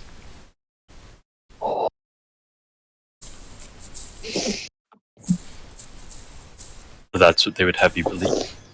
Again, she kind of nods, almost at the savviness that you've shown there, going, "Or we're led to believe they are of the Goldleaf Elves." However, my doubts would be that if this is the case, that is the gate to Mirage that they speak of. Mirage is the city that they made to all live in that isn't on this world. So the Goldleaf Elves, remember, they all just left. They made the city Mirage and they lived there effectively. No one that you really know have seen it. I think it's came up in conversation maybe once or twice, but effectively that's that. And from descriptions, the way in is just a gold piece of light that seems to split space and makes a gateway. Takes us to the moon. The moon. One day. It makes sense. Does the gold, again, however many arcs ago, the celestial that we met, was that gold light, or was that a different type of? When you say celestial, light, you meant where and when? the not the devils. The celestial the sisters of the Church of Light summoned Samba's.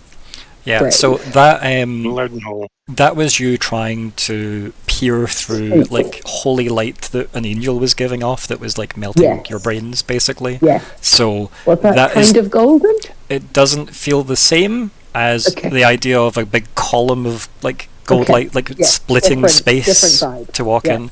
But it's not to say whoever's given these reports hasn't necessarily confused the two, because if they've only heard the rumours of Mirage being, you go through gold light to get to it. It could just be that there's gold light that and you did just see Pride in golden light coming out of the lava. Okay. Just want to know where the strings on the conspiracy board Yes. Effectively, it all looks like really bright sunlight. Yeah. Because remember, Yes. biggest celestial thing here is really the planet and the sun, since they are two massive gods.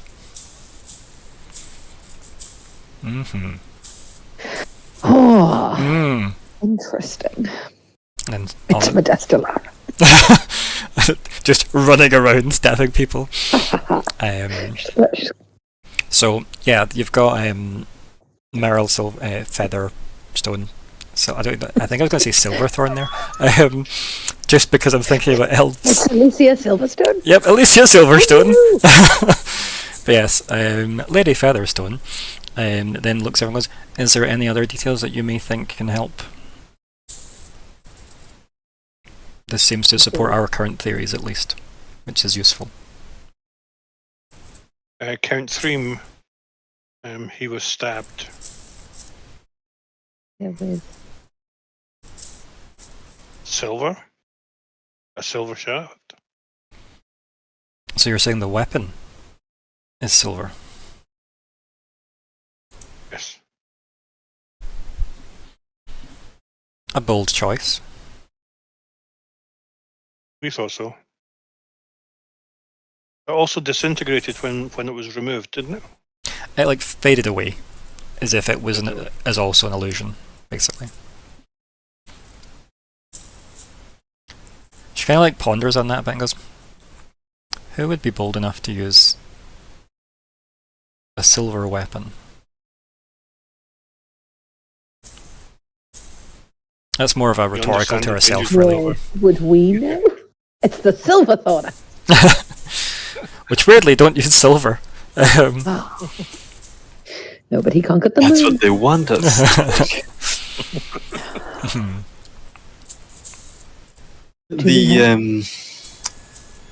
As perhaps will significantly overlap with your own investigation, but now Count Threem had recollections of similar crimes being committed across the realm. Oh, really? Perhaps I should reach out to this Threem. That was right, wasn't it? Oh, 100%, yeah. At least it was 80 years or something? Yeah, his records went back 80 years, obviously, and he was quite surprised, obviously, like Nori's would have something back, like, say, 15 years. And he was like, I was actually near there around then. Because you guys were like, is KT the Heart Piercer? Very brief. Is he my father? Is KT my dad? Hey, Dad! What a twist. But yeah.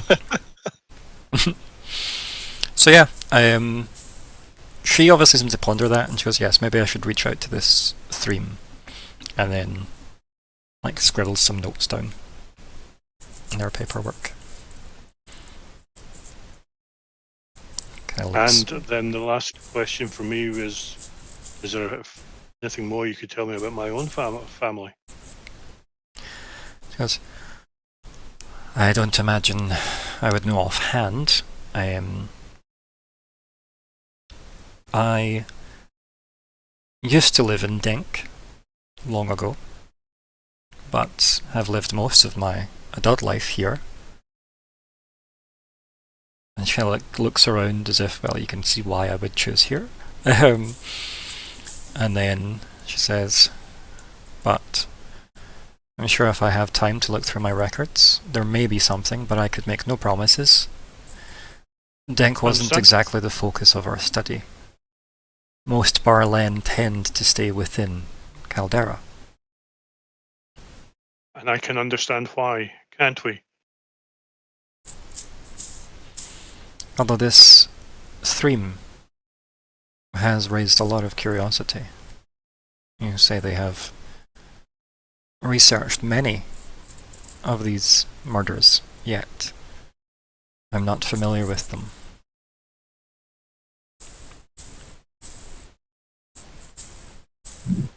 The information he gave. They were part of the civil administration of Denk, and so it likely was something that had stood out as quite an unusual method of killing. Though I do not think they had quite suspected or grasped the implications of the targets. It's more to do with this age that Threem would have to be currently to be so fit as to lead you over mountains.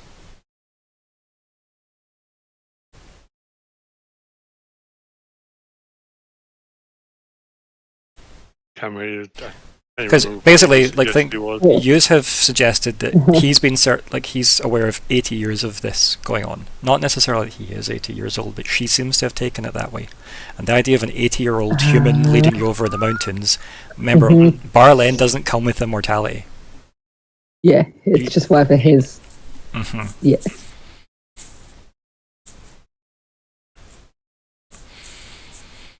Do we think that this? I want any more. Do we think this Threem can make the trip to Caldera to answer some of my questions? He has that ability, yes. Kind of looks at you and raises an eyebrow. Oh. He was skilled enough to get us through the mountains. So yes, I would. Even using my tracking skills, he helped us through the mountains. I see. And you have a way to reach out to this Threem?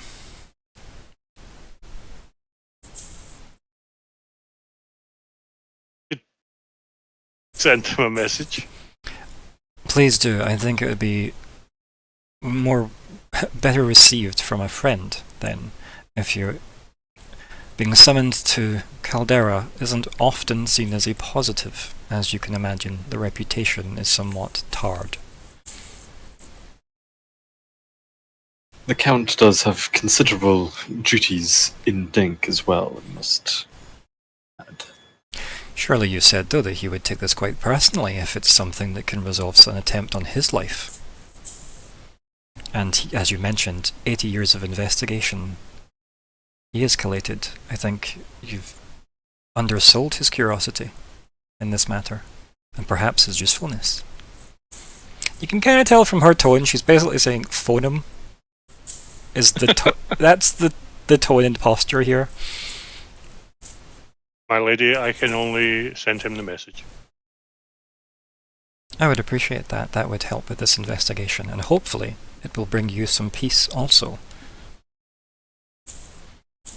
Dear Count Threem, investigating Art Piercer, Myr'ra's gran, who carries out investigations would like you to make an appointment to come and see her. Where? In Sin. At your earliest convenience. Okay. So you send something to that effect off. Yep. Okay. Nice. And then, like, the grandmother looks at you as you, like, gesture with the ring to obviously send off the messages. Ah, how convenient that must be. It has proved so in the past. Kind of like, you can tell, like, her eyes have been, like, narrowed in on that. And then she looks at everyone's hands and clocks the people that have them also. Goes, how curious that you don't all wear them. Yet, 3 different types of metal, I note. Interesting. Scribbles more things down. You get a reply, Nori. Oh, Fuck off. is it that you must come to Cascade City? Where the fuck Yeah, is that's this the other one. That was my second thought. No, the reply is, I would be delighted to attend any such meeting with the company of my dear friends. Okay. I will pass that on. Would you like him to come now, I suppose? Oh, you have heard back I'm already? not sure how... Yes. He says he'd be delighted to join us in our company and meet your Do we... lady. She kind of like looks a bit lost for words, a little, and then goes, yes. Waves a vague hand as if, well, obviously make that happen. You're trying to make me lose this ring, aren't you? I know. Also, if he comes, is he bringing Suri Thane with him? Oh. Reply. There's no plus ones. Yeah.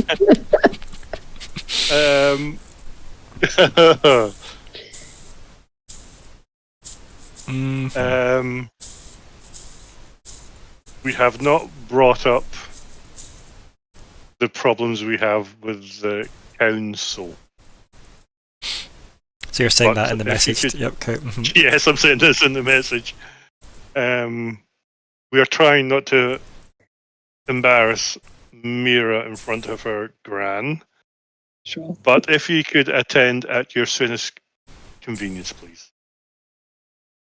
Okay. Ooh! There's again, only like a moment passes.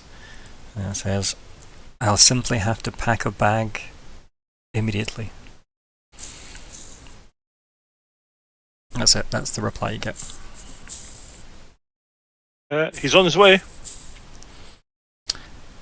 I see. Do we know where in Sin he will be? Does he know where you are? He has a habit of finding us. Okay, so she looks a bit disconcerted by that and she goes, well, perhaps I have So to do we. then perhaps review some of my own paperwork for him to arrive. In the meantime, Myr'ra, I'm sure that, and then insert that name that gets garbled to your ears, and she says, we'll see you to my library, and I believe, Lockheart, you have access to this. Please avail yourself of my records while we await this count. Very kind of you. Thank you. Maybe wonder? Maybe... And she, like, gestures, the house is yours, effectively.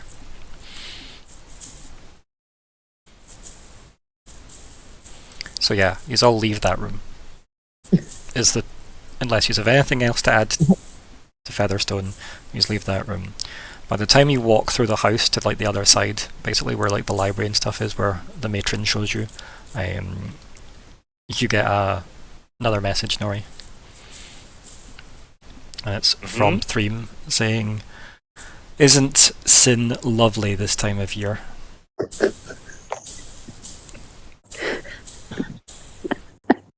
He's just the best. "I am walking the streets and I have found a lovely baker's.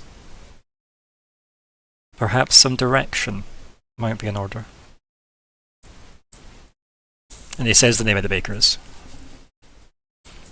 Do we recognize it from the tour? I mean, probably. He's probably know roughly where it is, or if you said to anyone where is that, you'd find out. Do you know what I mean? So, yeah. I'll turn to the other group and says, KT's in town. I'll go and pick him up. Anybody want to come and walk through the city with me? Falkwin will take you up on that. He's still interested in the architecture and history and so on. And elemental even more so. Yeah. What about Myr'ra and Lockheart then? Are you gonna go looking in the library without Nori? We want to look in the library? I do want to see the library. I don't want to miss that opportunity. I mean, you can still look at the library after you've collected KT, right? Doesn't seem guaranteed. In fact, Nori, can you take the long way?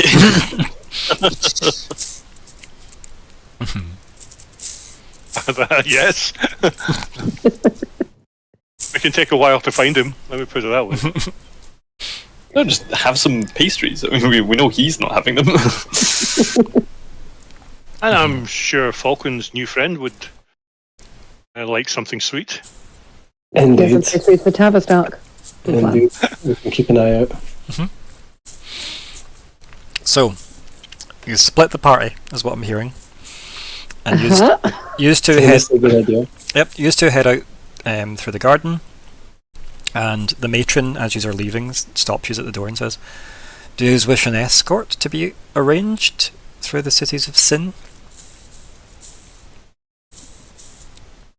That Oh, I don't think so, not this time. I like how she looks between two, like one says yes and one says no, and it's like, I see. Falkwin just kind of leans over and speaks in Nori's ear. "This place seems like a bit of a hellhole. Would you not rather some locals to help out?" My own curiosity would lead me to try and... I don't know when I will ever be back and what I'll be back for. I might like to find some things out. Nori wants to play sticky fingers, is what I'm hearing. No, that's To not be what I'm fair, saying. how else do you eat a very nice cake? That's all I'm saying. So yeah, but that then it sounds like you just head through the garden yourselves after excusing yourselves from the matron and Thanking her, of course, for her Yeah. kind offer. and as you get to like near the gates, Tavistock's like just pushing a wheelbarrow into another flower bed. Just kind of haphazardly, as if just making like lines with the wheel itself. And he kind of looks at you guys and goes, "Where are you going?" Into the city "Why? to meet a friend. Bring him back. What friend? Is that Myr'ra's friend?" I think he likes Myr'ra. He likes this one more. He looks like suspicious about all that. He goes, "How long will you be?" Hopefully less than an hour or two. Okay. Can I come? Sure. Just tips the wheelbarrow. Just runs up to you guys. Friend. Yeah. So now just have Tavistock, the 2-foot imp, with you guys. Yay. And off you walk into the city, I guess. Okay. Yeah. Meanwhile, in the library. What? I don't have a thing that says I'm allowed to access the library. No. I think this is a lot on Lockheart. Well, I can access it. Can I not just let you in? Yeah, like The only thing I was told was that I had to put the books back where they came from. So we'll be doing that. Yep. Well, Yes. that's why I was concerned when you said, bring Nori. I'm going, "No, I'm not stealing books out of this place."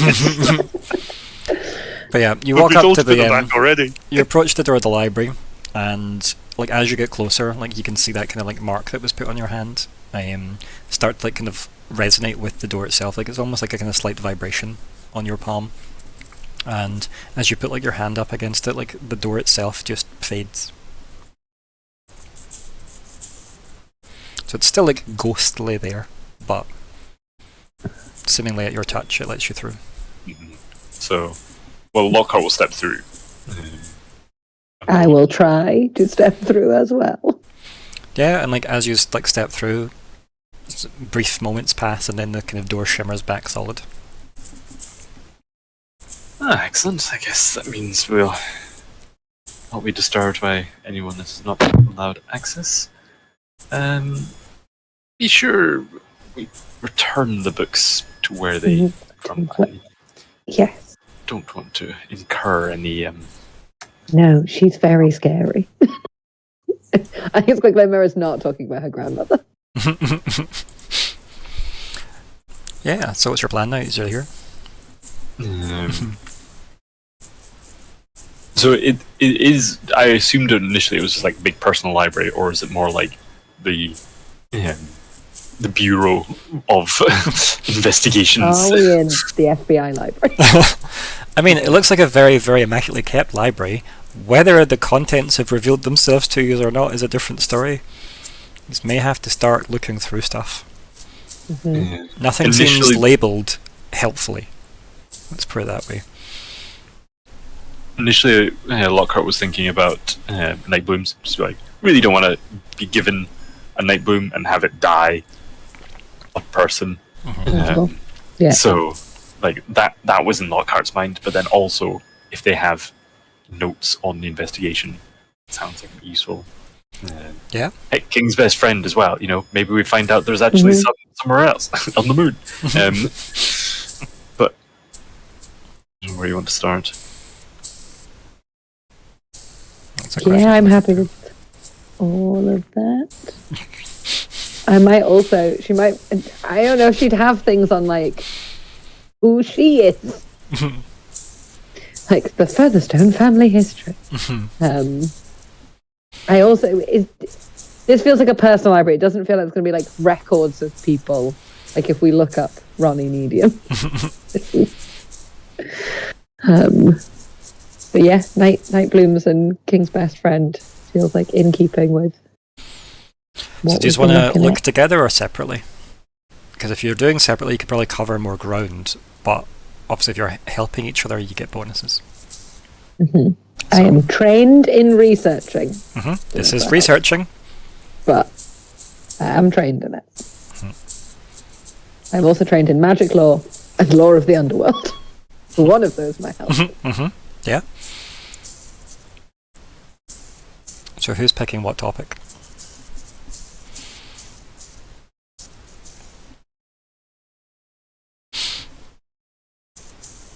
Don't mind. What are you feeling, Lockhart?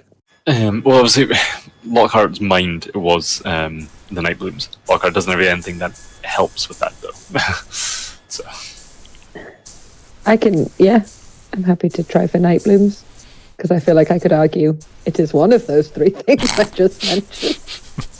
Researching. Definitely researching. I was going to say yes. Researching's going to cover you anyway, so you're good. You've definitely got trained in this. Lockhart, you don't have an inability to research things, do you? In any like sense of the words, and you don't have any inability to help, which means you can at least add 1 for this, so it's eased by 1 effectively. Or you've got a +3, whatever we want to think of it. From Lockheart. As I say, do you want to look into any form of like the administration of the city? Is there anything we want to know from that side of it? Because that might tell me what exactly my grandmother like is doing / in charge of. That's true. Yeah, no, that could be useful. Just trying to find out who your grandmother is. Yeah, why people kept reacting as if it was weird she had a grandchild. Yeah, because Pride was quite confused as to why she'd have had a daughter, never mind a grandkid. And she asked if you were planning on having kids. Yes, all of that seems concerning. Yeah, and I think narratively, Myr'ra could convince Lockhart to look that up fairly easily. You're good at this. They're records. I'm better at books. Okay, so you want to look up personal information about Merle Featherstone, effectively, and you want to look up about the Nightbloom, like caretaking. That's fine. I know at least what you are trying to gain from these rolls, so please roll. And you obviously can't help each other because you are doing different things, so that's fine. Okay, but yes, give that a go, please. It's obviously intellect. Researching. And obviously the people not in the scene can also make suggestions as players, remember. Don't feel like he's have to be totally out of the loop. I mean, is this law of the land? Not really, because realistically, It's the wrong land. it's not that though. It's you kind of want more about how she got to where she got to, rather than what, like, because you know she's head of security for Sin. You just know that. It's more about It's how her did she, diary. yeah, like basically like her journey, as it were. Okay, so what's your total? I think it's 16. Okay, so 4 times 3, 12 plus 4, yeah. Okay. Yeah. Thanks for making that math very easy for us. 16 and 16. We're both the same good at research. So, what you learn about Nightblooms, there's an account from the staff that lists 12 different staff members, not by name, but just by like their positions in the house itself, and they were all assigned to sit in a room with it on shifts, staring at it. Oh yeah, because it's social. It's like it feeds on like social. Basically, like it seems like it needs to be attended with attention, which is odd. Like almost it's sustained by knowing it's there. Yeah. Yeah, a lot of the notes that you're reading are very confused.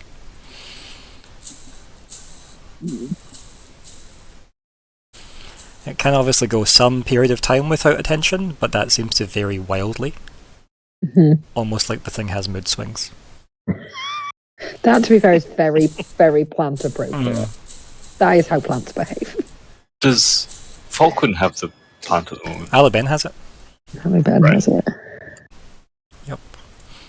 So I'll just be checking up on that. yep, probably worth having the info shared. Yep, so that she knows she has to stare at it a lot. Yeah. But yes, so that's what you get from that. Any questions you want to ask regarding Nightbloom beyond that? Because you probably ask like a question or two, maybe, depending on the. Did you have any specific questions on Nightbloom? Anyone that is, obviously, keep in mind. Yeah, I mean, I was thinking, is that something that just, almost just having an engaging conversation with it help it bloom? or is it just, It's the quality volume of the instead of attention. quality? Yeah. I mean, that can be the question you ask if you want. I could see if anyone's made notes of that, if that's. Unless you've got anything else, like Nori, Falkwin, members can still weigh in on this. Any Nightbloom questions? Remember, we're not asking the No, Nightbloom. not really. We're just researching it. Yeah. But yet. Yes. I think we're going to have some thorough conversations with the Nightbloom at some point. Can you find anything about the potion of healing? Yeah. Like Is uses there of a anything Nightbloom. about- Yeah. Okay, so what would you like to know? Which one of those two? Well, we know it can be used for this potion of healing, so it would be maybe easier first to try and find out if we can find a recipe for that, if we can find a procedure for using it, because You know who has a recipe for that, though? Just could ask. yes, Yeah. but information is power. And the thing we needed it for was originally the Cairo, but it would maybe be useful for us to know things. Well, originally we got it to give to Sarah. We Right. then found out that we could use it for Carol. Right.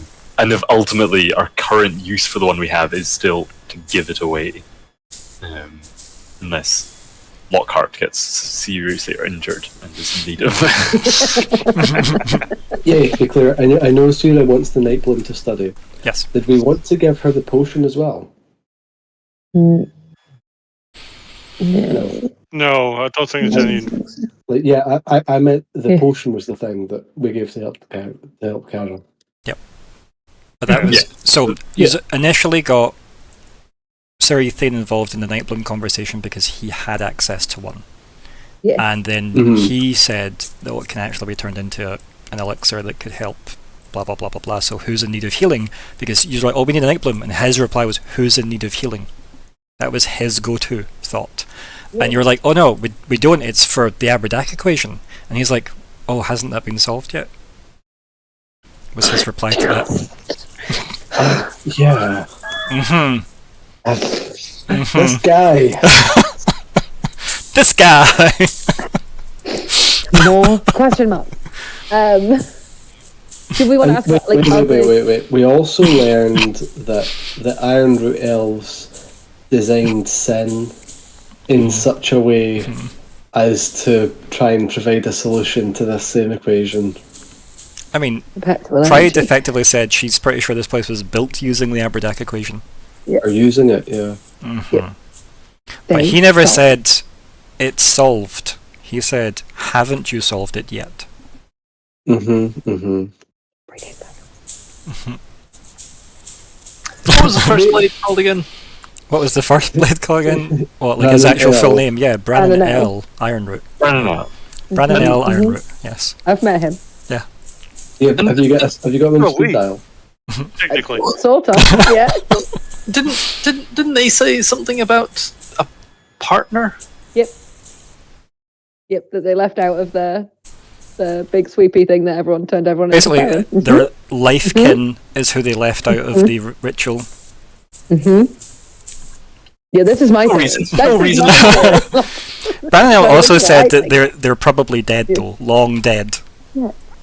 Well, Yeah, but then we know other people who weren't who were supposed to be. Modesta Lara. I mean, we can tell she's stubborn.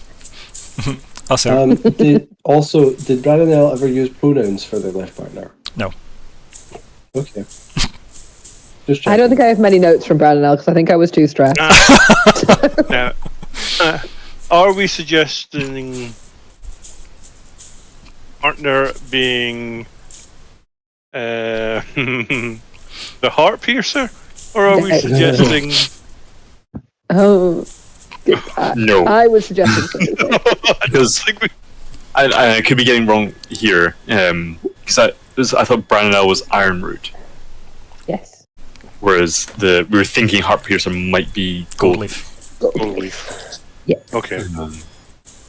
I'll just go back to sleep again. Welcome back, Kalli. And oh my god, the conspiracy board you've just missed.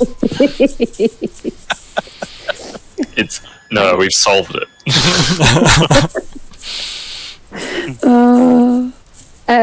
I was going to just back to Nightbloom question.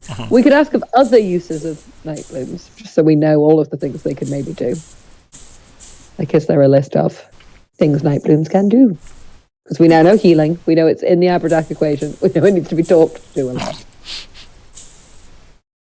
Maybe it erases people's memories and no one will remember about the fact. So what would you like to learn with your next question? Bless you. Thank you. On gang? Sorry, Ethan's full name. I don't know if the Nightblooms will know that.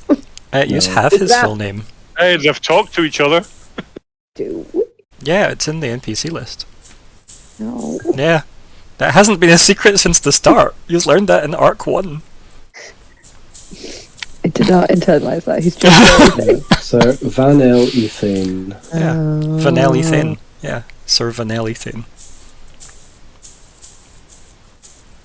Is there an iron root at the end of that name? I know, not a thing. I love how much Sir Ethan has derailed this session.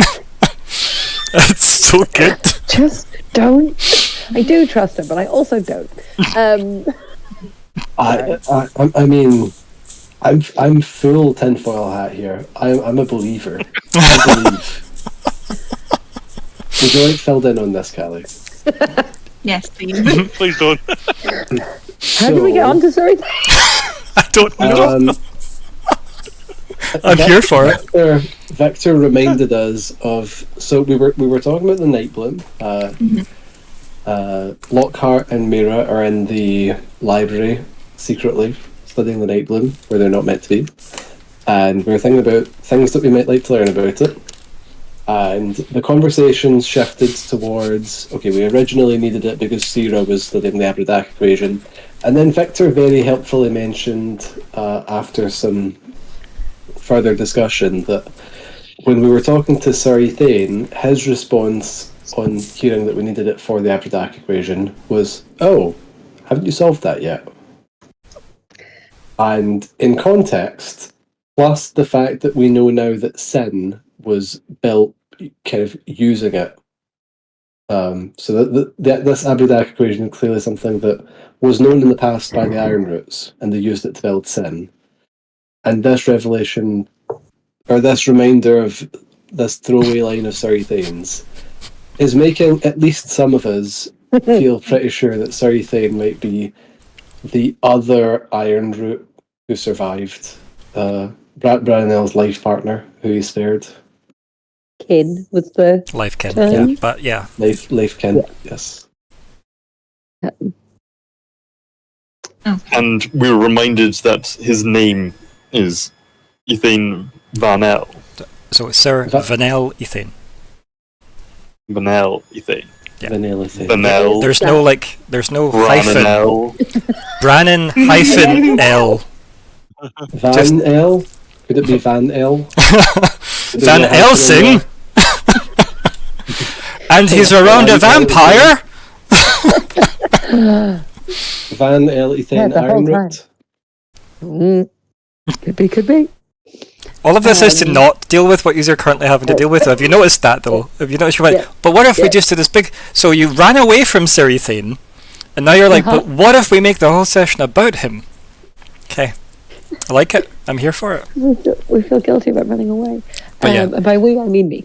But yeah, for clarity in the naming thing as well, Brannon hyphen L Ironroot, and Vanel is one name. Yeah. Vanel Ethane. Yeah, after 900 years. Obi-Wan! I haven't been... Obi-Wan! Kalli, we're also trying to come up with any questions we want to know about Nightbloom. We know they need to be talked to and have sustained attention in order to survive. But we were trying to decide if there was anything else we wanted to know.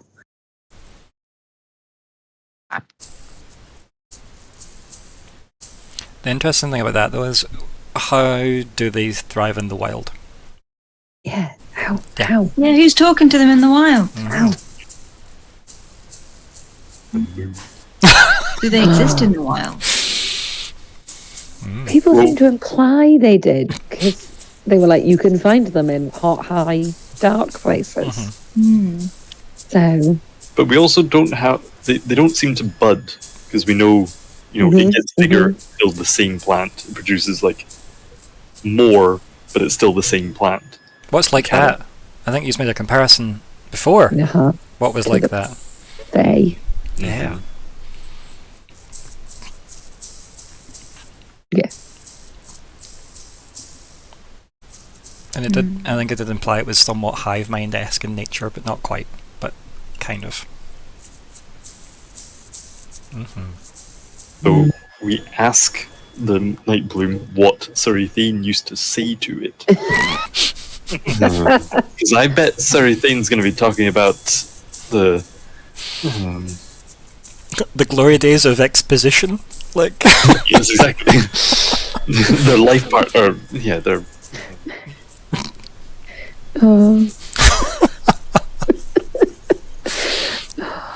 Glorious. Yeah. Yeah. What are we going for? What are we feeling? Are we going for uses? Are we going for potential healing potion recipe? quality versus quantity of attention. My concern would be keeping it alive so that we can give it to Sarah. If it's almost more of a liability if we find out more things that it can do. I mean, it's like, oh, That is true. now we need to find another night blade. Oh, it fixes this whole thing. That is true. Mm-hmm. So, Quality of the social interaction. yeah, if that's what you want to ask it, I'm happy with that being the question. Yep. Cool. Yep. Fine. Yep. It's a long way to get there, but we got there. Yeah, so it seems like it can sustain itself entirely on just being perceived. I It love doesn't seem like the quality of interaction has affected it. Someone read it case notes, someone read it a story, someone insulted it. Nothing seemed to matter. See me, therefore I am. Did it need to be talked to at all? Does it just have to be seen? Just perceived. Perceived, yeah. So Yep. just give it a glance every once in a while and it'll be fine.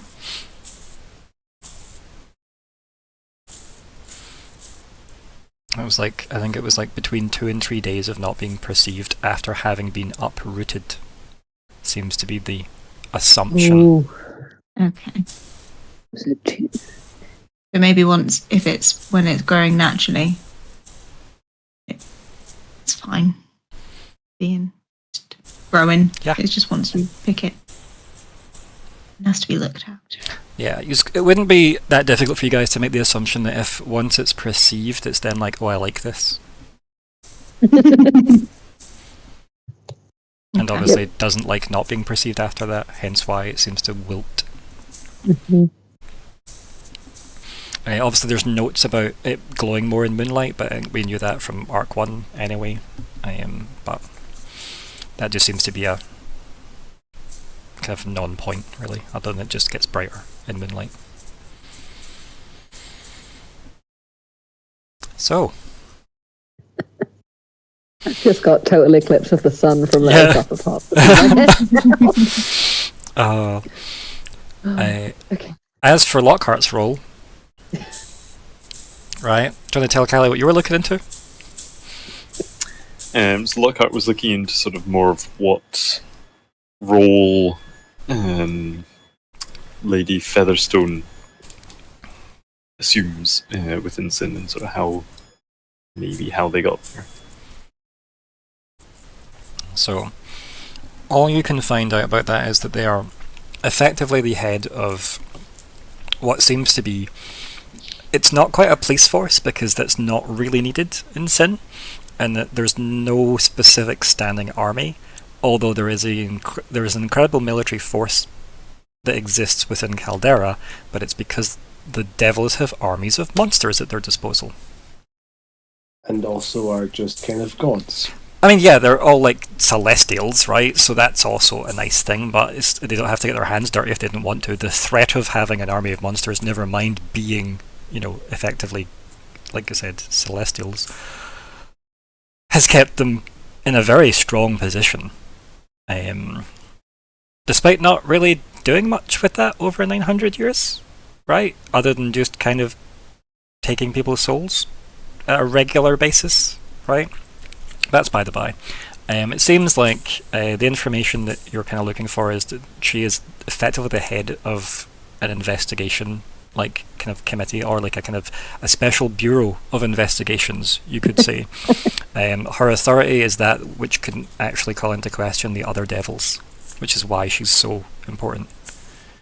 So she can effectively say, I have the authority of the other 6 to question you,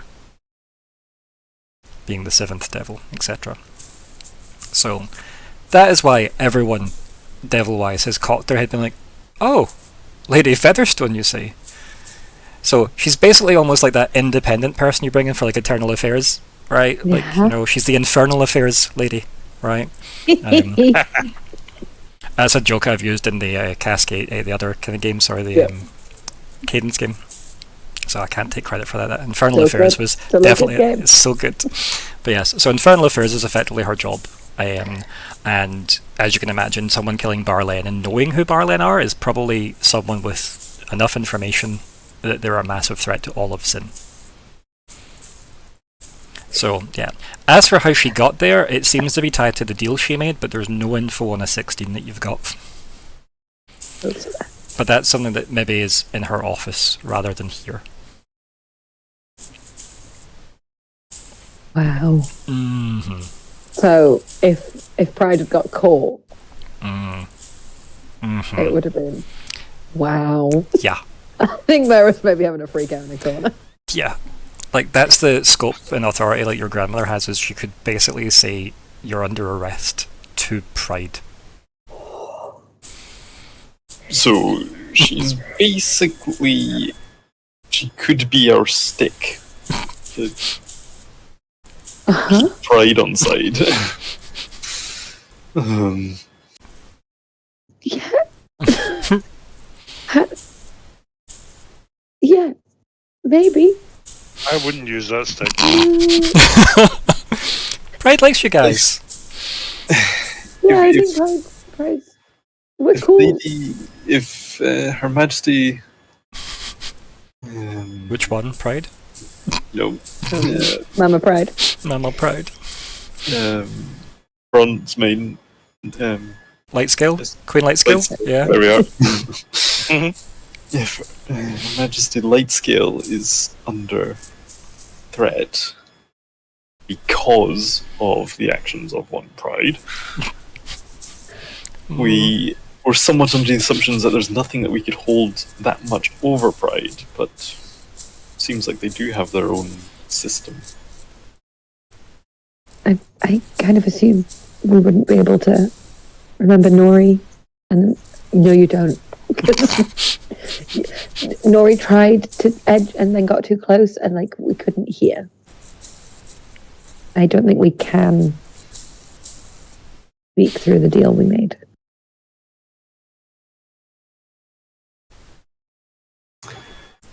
Our speaking of it is not as necessary.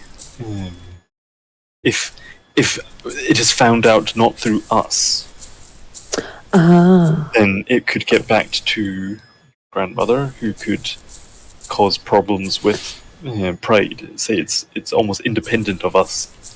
It is essentially just that there is a sword of Damocles hanging over Pride in form of your grandmother.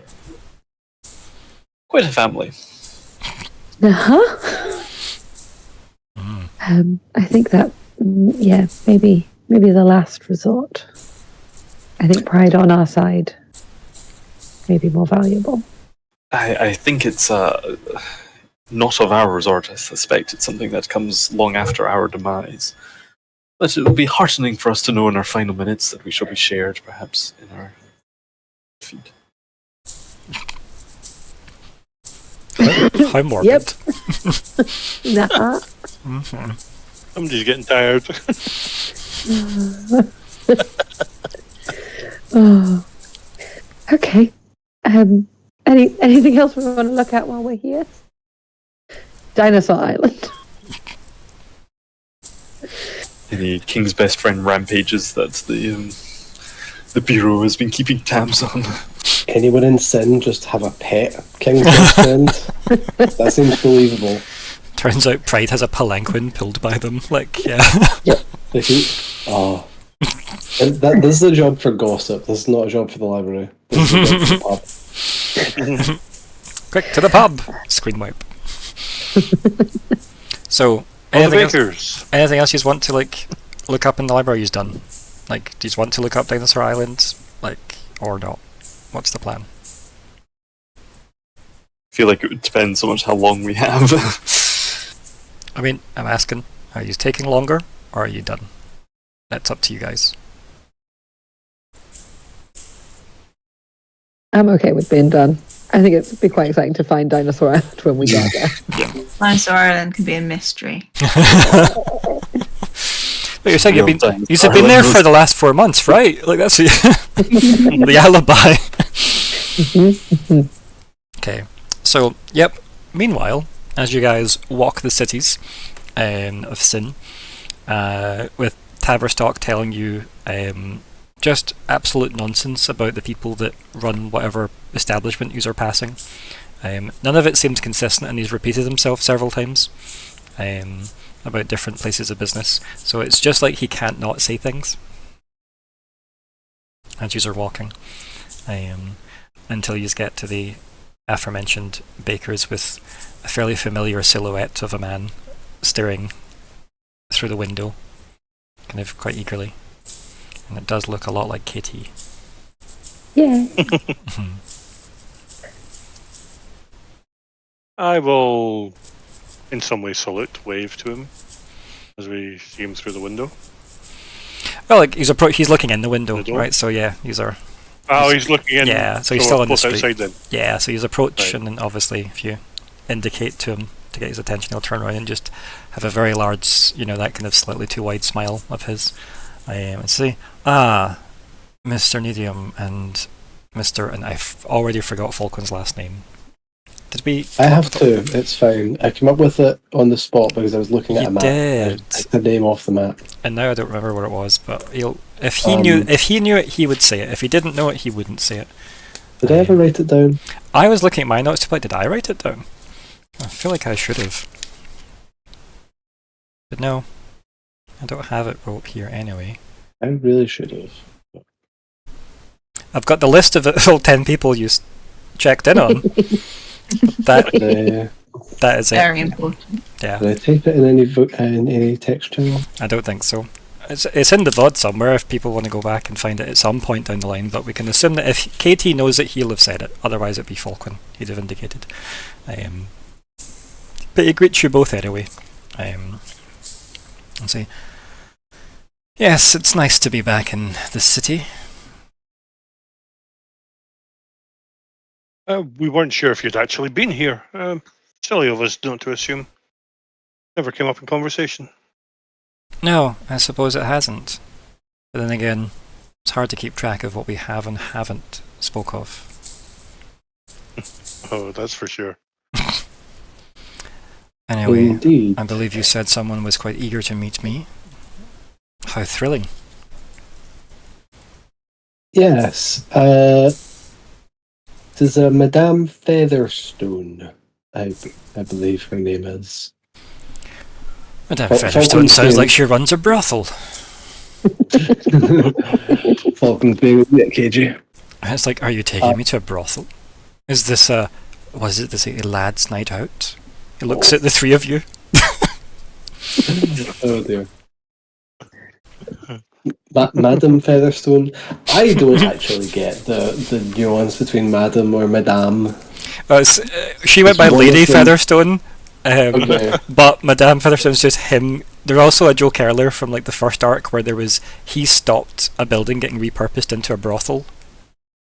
So It was either going to be a school or a brothel. yeah, And so like he didn't want the brothel. Queen Loudon's like actual home estate, because she's the queen and not using it technically, is like that could be repurposed into a school or a brothel, whatever the votes get. So yeah, but yeah. So obviously he's making light of the situation. He goes, yes, but you're assumingly going to fill me in on why I'm here and who is about to talk to me. She is the head of security for Sin, I believe. Oh, how wonderful! You're here as a witness as opposed to a suspect. He leans I in forget. far too close to you and goes, "A witness to what?" How to put this? A witness to. Why is my brain blank right now? I'm sorry. The heart piercer what- and the barman Heart piercer. killings, and it's That okay. There's a one, lot of terms. that one. Yeah. Yeah, Sorry, it wasn't all about Cerethane there, which is why it's hard to remember any of the other plots that aren't just Cerethane. I do apologise that my brain has one-tracked Cerethane. Yeah, it's fine. Everyone's has, I think. Since that. I mean, this is one of the like his killings, oldest that thing. friends. Yeah. We have told some small, I won't say lies, but we've missed out an awful lot of our journeys to get to Sin, I suppose. Yes, I'm Did rather mention curious as to you how were- this has all transpired also. Yeah, Indeed. he arrested I'm curious what you remember. As am I, Katie. Falkwin. As am I. Yes. He says it very playfully, like, I know absolute bullshit has happened, is the tone you're picking up on. And he says, perhaps it's not the conversation for the street, and also your little friend has run into that store and it doesn't seem to be armed with any money. Oh dear. I should go and take care of this. Yeah, so Uh, you head into the baker's, and like Tavistock's just got like a pile of things like in his arms, and is trying to leave while the baker is trying to stop him. no Tavistock. You need to pay for these with money. Okay, Alex goes, no, hungry, not money. Okay. Would you like me to buy some of them for you? And kind of like, no, and the baker's like, yes, I would. So this thing will leave my shop. Okay. How much for the? I shudder to even wonder how many things Tavistock is carrying right now. It's literally just like a pile of like pastries or cakes or whatever is just stacked up. So it's probably in the grand scheme of things, it's not a lot of money, right? Not a lot of money. Okay. But we can effectively hang with that because let's face it, what's money in this game? Sure. But we can assume you have lost something that translated into value money wise. Some form of trade has been expended, and yeah, Tavistock's very happy about his pile of cakes. Yeah. Baker fixes the hair back in place and, like, you know, adjusts his apron that's all wrinkled and stuff after having wrestled a small imp. So that is what you meant by sweet things then. Like halfway shoving one in his mouth and just nodding. Okay. Noted. And kind of like stops and looks at you, looks at his pile with his eyes, looks back at you, and then like one, like, you know, out of the bottom of the pile, his hand holds one out, still balancing the rest, as if, do you want one? But he's not quite really offering it. He is just kind of showing you. Yeah. It's like, no. It's like dealing with a young child. You know, they're doing it because they feel like they have to. Yep. No. You enjoy. Kind of just nods, with the other one like in his mouth hanging out, and then just happily like following behind the three of you as you walk back to the estate. Anything else you want to fill KT in or ask KT before you get to the estate? Is Sir Thane an Ironroot elf? No. We feel like how just asked. It may be worth asking what he. I want thinks to happened ask. Yeah. So Swing big, why not? Like, no, I want to ask about KT. Okay. But how? what do you want to ask him? We can start with. It seems quite crass to just ask about KT's personal history. Sorry, to ask about Thane's personal history. All right, okay. So maybe how did you two meet? How did Sir Thane come into your service? I see. Okay. So you want to ask him that? Yeah. I think that question catches him a bit off guard as you are walking. He goes, oh, and here's me thinking I was about to be briefed on the upcoming interrogation. And yet it's about my past. I see. How did Sir Thane come into my service? Quite some time ago, I might have to add. But I wouldn't say he was always in my service, no. But it was quite before your time.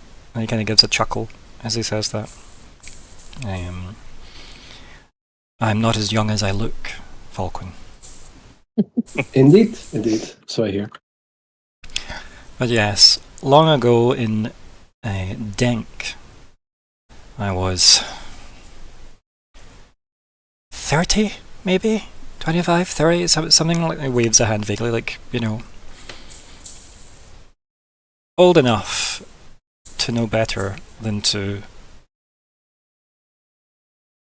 And he kind of like drifts off in memory with that, and he kind of like goes, but yes, I have known Sir Thane for quite some time. and we have grown quite close. This working relationship that we have formed seems to be quite suited to keeping the realm safe. And you can tell he immediately went from being wistful in fond memories to, here's my diplomatic answer. Indeed. Okay, player agency moment, guys. Is the conspiracy theory something that we're happy for Falkwin to have wondered about rather than just Sean? And is the conspiracy theory something we're happy to dive into right now when we only half the group are with KT? Because I really want to just straight up ask him, like, hey, Sir Ethane told our friends one time he's not of Enk. Is he an elf by any chance? Like, just not necessarily.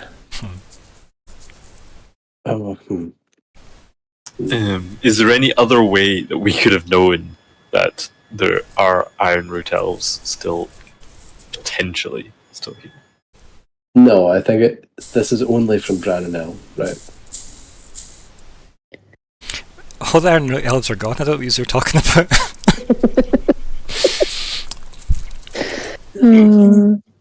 They all left because the Fey War, remember? It's gone. They left. Yeah, just like the Fae are gone. Yeah, yep. Yep. That was pretty much your argument to Sir Ethane, mind you, so try not to unpick it just yet. Yeah, true. I suppose we could go down the line if we remember being imprisoned, that we haven't seen very many of his blades. Yeah. Where would he have got Yeah, you could ask about the moonlight glass. moonlight glass? Yeah. From? Yeah. So Sir Ethane, he had a very, very impressive sword when we last saw him. KT laughs in a very sultry way, mostly chuckling to himself. He goes, "Why, Falkwin? How curious of you to notice." Oh, glimmering in the moonlight. Yeah. Oh dear. Naughty. But he is very playful, as you know. So Yes. it's just that you've not been on the receiving end of it. It's always been watching Lockhart have to deal with it. It appeared to be made of moonlight glass. Did it now? How Yeah. curious. And you survived such an encounter at seeing another man's moonlit glass blade? Well, he did not turn it on us. He unsheathed it, but did not attack. He says, it is quite the threat that would warrant Sir Ethane to unsheath his blade. Should I fear for my safety here? Looks between the two of you. I don't think we can threaten you. He laughs and goes, No. This, and gestures vaguely to Sin. I don't think. No. The reason he unsheathed his blade wasn't here, and I think Falkwin's probably fighting off some kind of migraine while talking here. But I think some of the pieces are slowly falling into place, though, right? Like that kind of that dissonance is. While it is a headache, it is starting to make sense that you do have memories of two things. And yeah, as the kind of conversation goes on, do you have anything else you want to say in that specific moment off the back of that? Just before I move him on. I would want to tell him about why we've brought him here. Okay. Very quickly. Yeah. Yeah. We related detail to Lady Featherstone concerning the attack from the Heart Piercer, and that you were attacked but managed to survive. He does touch his chest absent-mindedly as you say that as well. Just as you're walking, like you mentioned, the Heart Piercer, his hand just moves there naturally. So you do remember that, yes? It's kind of hard to forget when someone tries to kill you. Perfect. That is all we have said. We have not mentioned the journey under. And he looks around and he just puts a hand over your mouth, or like a finger on your lips. Yes. It's like, I don't think it's best to mention any of the existing context. We have related the tale of you bringing us over the mountains Over. and left it I at that. see. Well, through. We said through. Vaguely. So, I see. How fun this will be. yes. And have we spoke about our additional friend? And he looks kind of very, like, pulls you both in, huddled over, and looks between the two of you. And gives you, like, a knowing look. The one that's been healed? Ah, good. You also remember then. Because I have many thoughts on that particular subject, Mr. Nediam. Yes. That's a later discussion. Quite. That is If not there is a involved here. later.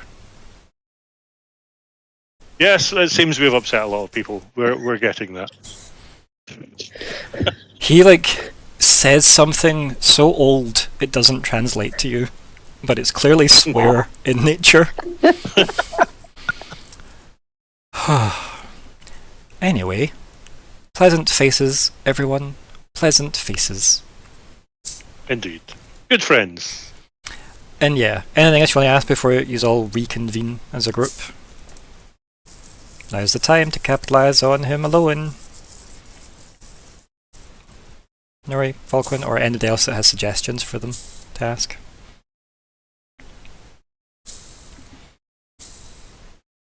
Nothing from me. Nope, all good. In that case, you can all be, in the estate together. And him looking elated to see everyone. Like, dear friends, it's so nice to be reunited. So soon. It's a surprise to us as well. But a welcome one at that. There's that tension.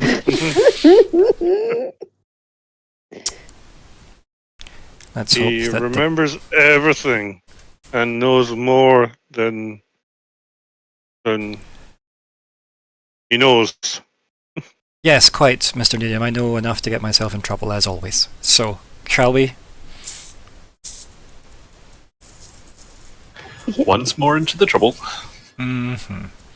And then, yeah, he's all head towards, obviously, the offices, like the office of Lady Featherstone. And the doors are left open, and she's there, like, working away at her desk. And as she sees her approach, she goes, is this Count Threem? He does, like, a very big bow. She goes, yes, I'll speak to you in private first. If everyone else could wait. And then Oh no! he walks in and pivots on his heels and grabs, like, the doors and just closes them and gives you guys a look. And then just closes the doors. What does the look seem to say? The look says, here we go. Yep. Yeah. 45 minutes pass.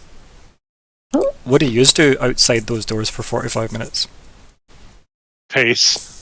Telepathically panic to everyone.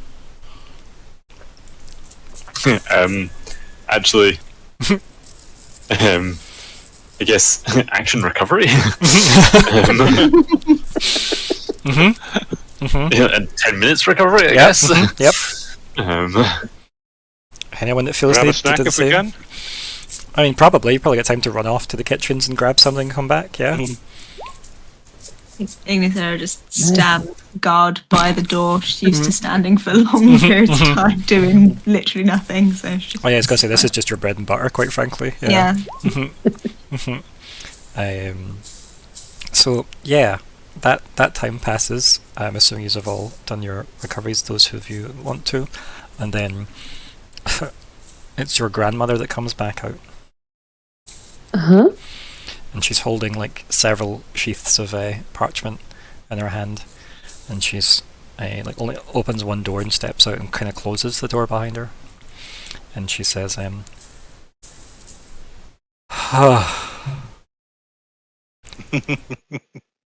I would like to talk to all of you now, please. If you have anything to withhold, I would recommend against it.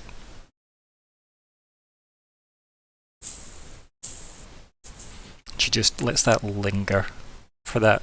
And it's possibly some kind of clever intimidation tactic, who knows, but it's definitely this, like at no point does she ever seem like, she might seem like exhausted by this process if they're spending 45 minutes with KT, who wouldn't be, but yeah.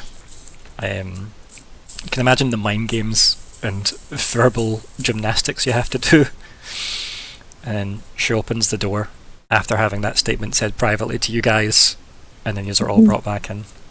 And Katie's there drinking something out of a glass. Does he look okay? Yeah, he looks his normal cheery self. He looks better than she does. Yeah. He thrives on social interaction, awkward or otherwise. So, yeah. She closes the door behind her, and obviously I suggest you all take, a seat. And it's one of those offices where there's a couple of seats in front of her desk, but then there's like kind of like fancier kind of bench seating at either side. So those have kind of been dragged over to all sit in front of our desk. It looks not great, but it does look like, well, there's seating for everybody. Because yes, let's us have this out, shall we? So you all sit down, I assume, and then she kind of like perches on the side of her desk and like just starts flicking through the paperwork. Katie just kind of comes across and sits on one of the chairs and like crosses his legs and just looks very prim. And just, where to begin? So, there is a Cerebron spark that I have to discuss, and that's with yourself, Falkwin. Indeed. A friend and colleague. Right, and you're indebted to this colleague? Yes, I would say so. So far as that you would breach the law, or somewhat less severe? What is the nature of this debt you have incurred? It's not what I would describe as a formal debt, She doesn't own. So your choices have all been your own? Sure. Okay, thank you. Next, we seem to have a lot of interaction with Ignysera as a group. You stopped off at the Monastery of the Two Circles on your way to Ignysera. What was your business with the monks? We went to visit a friend. Another friend? A colleague? Of course. He travelled with us for a time. What debts have you to him? Or to them, they would say. No debts, nothing at all. Just friendship. I see. Who is this friend? It was Brother Jet, would be how you'd know him. Brother Jet, yeah. Yeah. And she scribbles that down in that particular part of her parchment. And then she says, I see. No other reason for your visit other than just to check in on a friend? No, none at all. We were passing the area. Curiosity, yes. And having heard about it, we thought it was prudent to see it, and so that we could better understand our companion. To explain, we are helping Falkwin gather 3 items, and one of those items was the bird of feathers of the Ava-raptor bird. Yes. Ava-raptor bird. Mm-hmm. And that's why we were travelling in that direction. She almost as you're saying that, she moves her finger down the parchment to a part and then stops and goes, yes, the Ava-raptor birds on the peaks of the short mountain range. Yes, the mountain range you travelled over with your colleague, Count Thream. He fans himself in a way to gesture that, yep, I'm still here. She goes, right, I see. And you seem to know the Dwarven Queen Margot? Margot Stargazer? Mm-hmm. She kind of just stares at the group. I see. She just stares for like a minute. And there's no debts incurred there.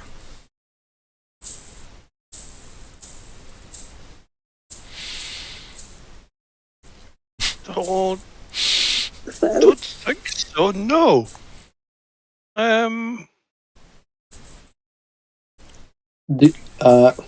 Silly question. I suppose debts are something you deal in here quite frequently and formally. Deals and debts are a currency within sin and the pit, yes. Indeed, we don't really see it that way. With most interactions with most people, debt is a more fuzzy state of affairs. She's like flicking through some of the pages. Yes, I have gathered that.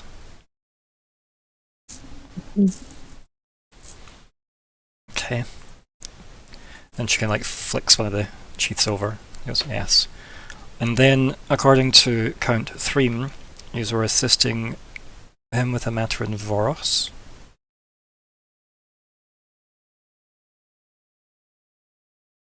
He clears his throat and just like flips his legs to the other side. Someone roll for quick thinking. What would we have been helping with? Obviously, what we were helping with was refugees, but what we would be is another question. I mean, I guess, could I insight check KT on that? Yeah, if you want. Basically, is he wanting us to say yes, of course, or no, something else? I mean, keep in mind what she said outside as well. If there's anything to hide, perhaps don't. Yeah, but have you met KT or Lockheart? Yeah. And technically, we did help him with a matter in Voros. It wasn't only in Voros. He got me a goat.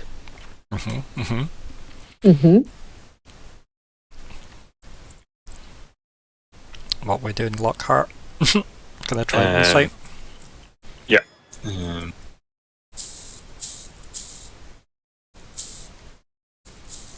Okay, right. Depending how this goes. Not bad. Oh, never Not mind. bad. Oh, no, Yep. no.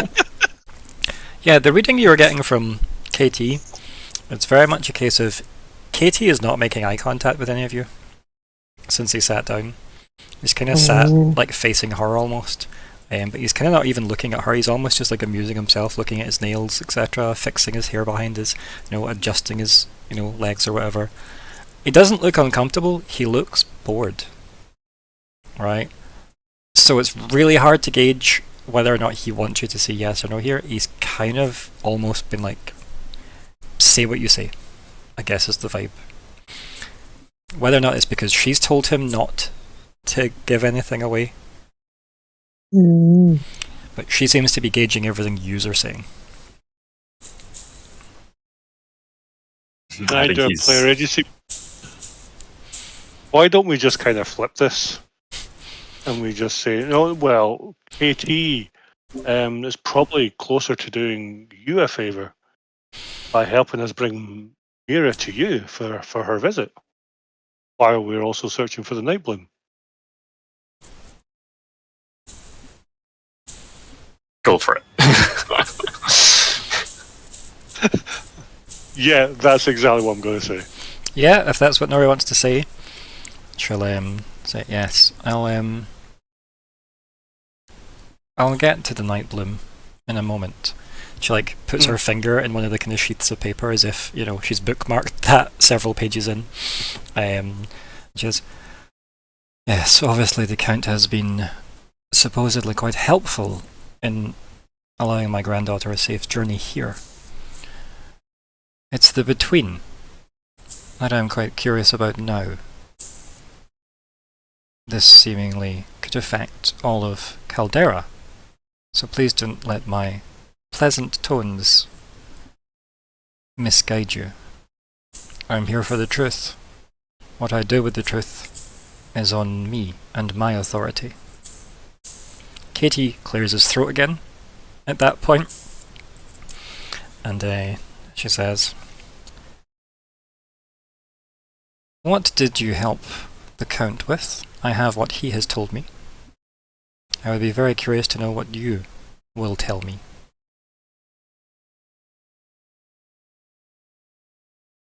Okay, this is a player agency moment.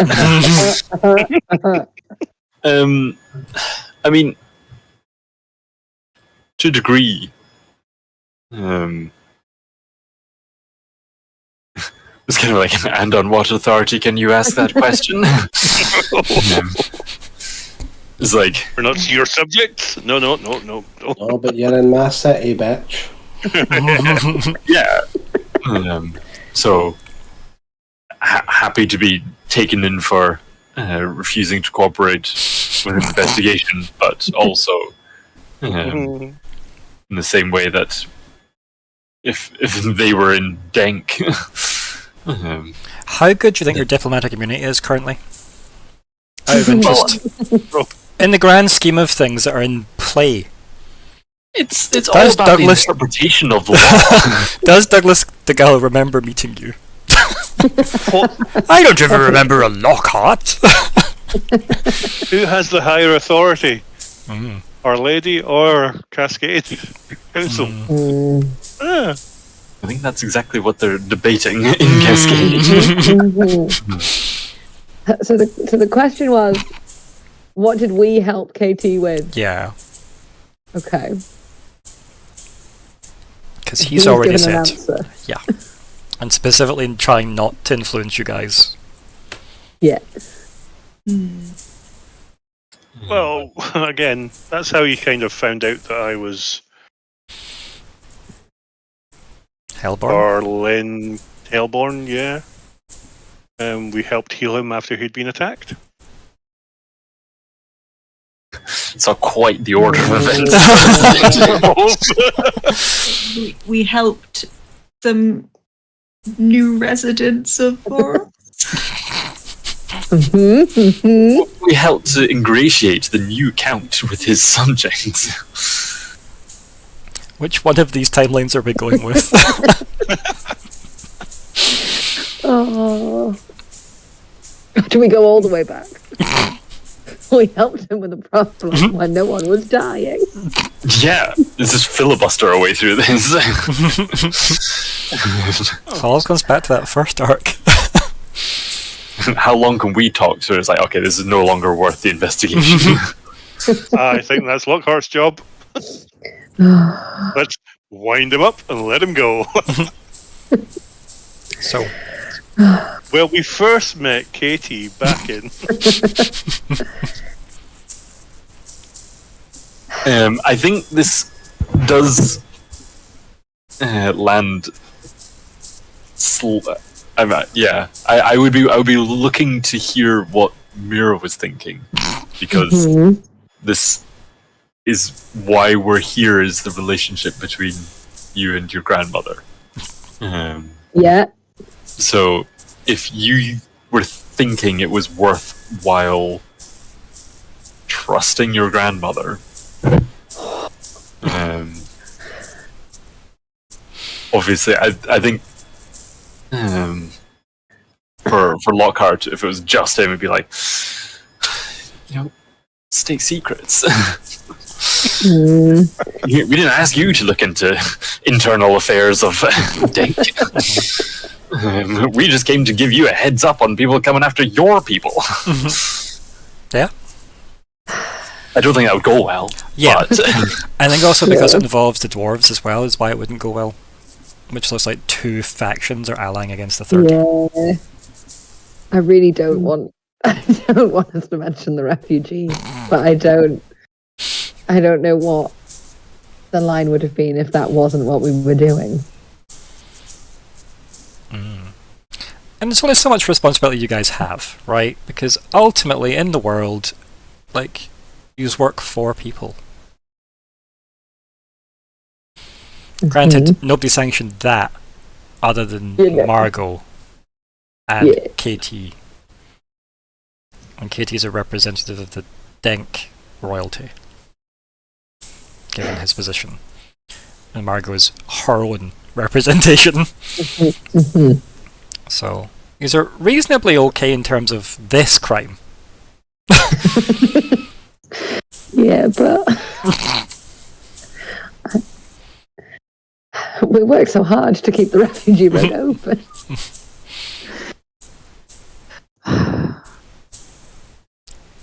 And the language so far has been over the mountain. Okay. Because that's the first Okay. thing that Nori said, even though obviously when Chris explained it later he did say through. Mhm. The initial thing was, we went over. Over. Yeah. Okay. So you trust your granny.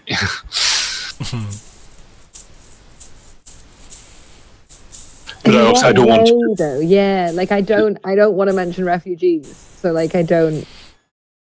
But what, Well, what I also- do you mean by trust? Yeah. I don't want to also put this all on Hannah. That was just the way that I Yeah. was feeling the sort of character of Myr'ra was sort of why we'd gone to her in the first place. I do want to acknowledge and recognise we are all here. This is all on all of us, not put that pressure on you.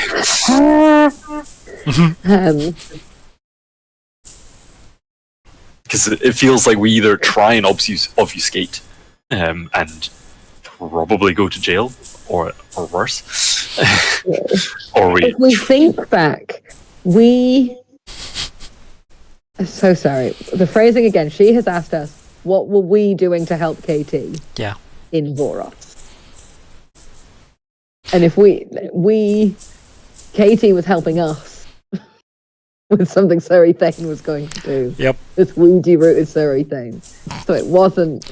Well, keep in mind that the former Countess of Voros is who helped maintain that channel through the mountains, which was Talanis. Yeah. Right? Yeah. And Talanis of Voros. And obviously, because she got promoted up to Grand Council, KT has eventually stepped in, and he's reached out to Margot because obviously the documents were handed over, and it was this is this is the way. Like, the Voros people are happy with this situation. It helps Voros grow, and it keeps trade with the dwarves lively because Voros is the main trade town with the dwarves. Like, it's very good for Denk, all of this. And KT reached out to Margot and offered her Surrey Thane's services. Yous were asked about Surrey Thane because Margot knows yous have interacted with him previously, because yous obviously came back from Hedera's rescue with him. And then Margot was like, "Oh, yous can vouch for this guy?" And I'm like, "Well, yeah, we can, but we'll go speak to him, and then we'll send him away. And then all the things happen. And then we'll step in." And then Surrey Thane messaged KT to step in because he's been asked to step away to heal someone in need of people he trusts. So is that the answer? To then get all the way back to We were KT acting as his coming. bodyguard. Oh, I definitely know what the follow-up to that's going to be. But it might be the best answer.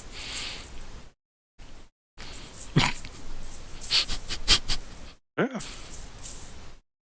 Surrey Thane went on another mission and we acted as the bodyguard. Is that what you were saying? What are you saying to Lady Featherstone? Tell me the words. I don't know. I'm struggling with this one. It's not meant to be easy. Like, tension is... No? Yep. Mhm.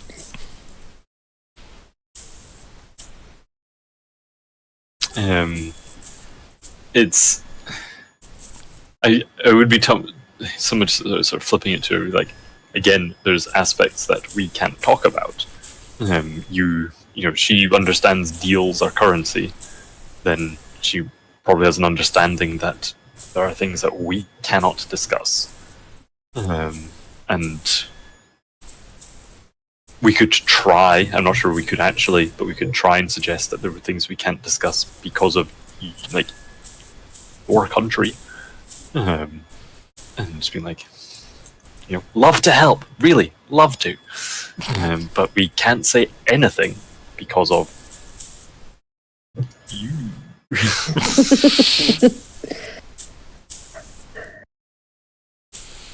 But what do you say to her question? Well, I guess player vote. Do we just trust her, tell the truth as much as we physically can? Because she is meant to be somewhat biased, somewhat impartial, I guess. She's not. Yeah, that's why she's not one of the devils, right? Like, she's picked to be separate from their politics. It might be the end of the refugees. But it might be that either way. In the greater scheme of things, it's one of the things we don't understand, though, isn't it? It's why they are fleeing. Oh, we understand it because it's horrible here. Yeah. The pit is awful. Sin is Some lovely other people on the love it. volcano, but the massive sprawling slum city around it is horrible. Terrible. Go for the truth. On you go, Lockhart. Well, no, I think if we're going for a lie, it's Lockhart. If we're going for the truth, I think there's somewhere else that it should come from. Aluben! Dude, I'll be honest, that was my nuclear option for later, and it's like, I call to the witness stand, rather than hell the first blade. Like, we will go nuclear. I call. You'll bring this whole thing down with us if you try and crumble. The amount of nuclear cards you all have as a group is quite insane. Bless you. You don't even know about the moon yet. Or Philip. Philip's my favourite NPC. Or Posey. Or Posey, the immortal bee. Amazing. This game is nonsense when you actually catalogue it, the fucking stupid stuff that's come up. But anyway, what he is saying to our question, it seems like there's several votes for truth. Falkwin's always just turn brain off, don't try and Is think it? about political repercussions. Just question, yeah, truth, sure, Yeah. go for it. Is it? Who said that? Sorry, that was me. Is it? She's gonna ask who. I was to be able to tell we were escorting somebody or some people without mentioning refugees or the direction in which we were doing it. Because if she thinks we've gone over the mountains, there's no reason we couldn't have been escorting people who were also looking for Ava raptor birds, who were also... We can mention we were escorting people, and Katie was helping us in that task without mentioning refugees. How much do you think KT's told her? Yeah. I don't know. That's the bit we don't know. So it's almost like this is one of these games where it's a pull the left trigger to do this, pull the right trigger to do this, and one might lead to you and your grandmother having some interesting conversations, and one might not. So, not that I'm saying there's a lot of pressure here, Myr'ra, but depending what KT has said to her will very much depend on what you say and how that'll be taken. Is KT as a Barlen even capable of deceiving the head of internal affairs? We don't know. She implied giving witness statements wasn't a fun experience. And also, we know 45 minutes later. that her deal was with envy. Because Hannah decided that from backstory. And envy hasn't been in the plot yet. No. So there's some, at least, neutral ground there. So sorry thing can be envy. We haven't spent 10 minutes talking about him in a while. So anyway, what's the answer? I think, Hannah, if you're going truth, there isn't a lesser truth. There's the whole truth. Yeah, I know. The whole truth and nothing but the truth. Yeah.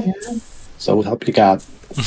You could start with trying to there's things that we can't talk about, but I think you can't try and talk about things that aren't quite true. So over to you.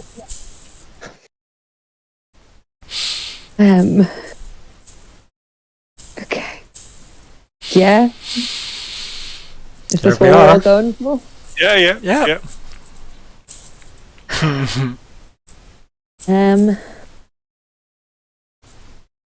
We took on a job and Katie agreed to help us. I don't really want to talk about what the job was. Puts people in danger.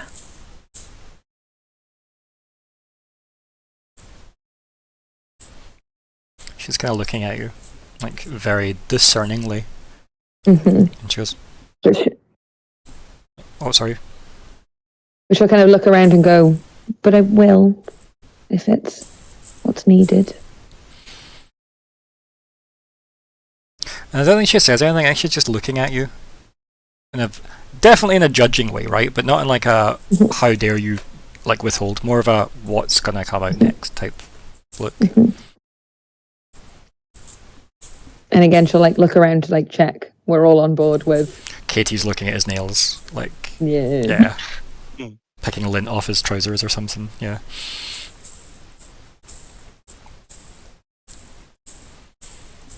We helped people who needed an escape and made sure they were safe as much as we could. Although, as our discussions of the heart piercer mentioned, we weren't entirely successful. But we tried.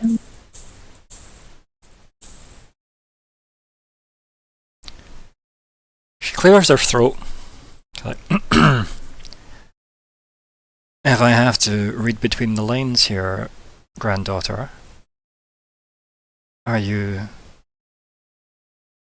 telling me that you have aided citizens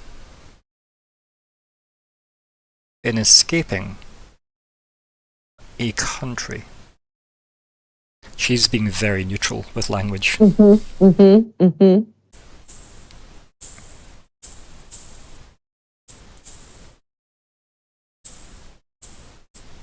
We aided people who wanted to be somewhere else. Needed a way out. And this led to this encounter with the heart piercer, who took out Barlen, according to your previous conversations. It did. Did you lose any who were not Barlen? I'm going to pause and think about that. We didn't. We did, but not through the heart piercer. Not to the heart piercer. Yeah, I would say, yeah, I'll use that. Yeah. Not to the heart piercer. And these people made it safe through the passageway.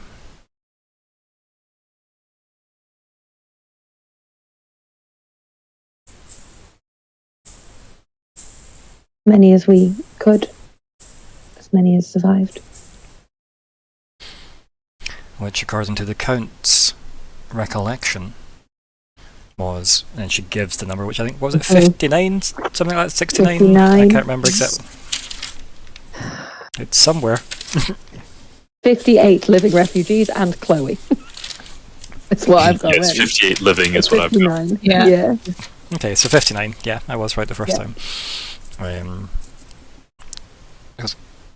So 59 survivors then. How curious that our paths have crossed this way, granddaughter.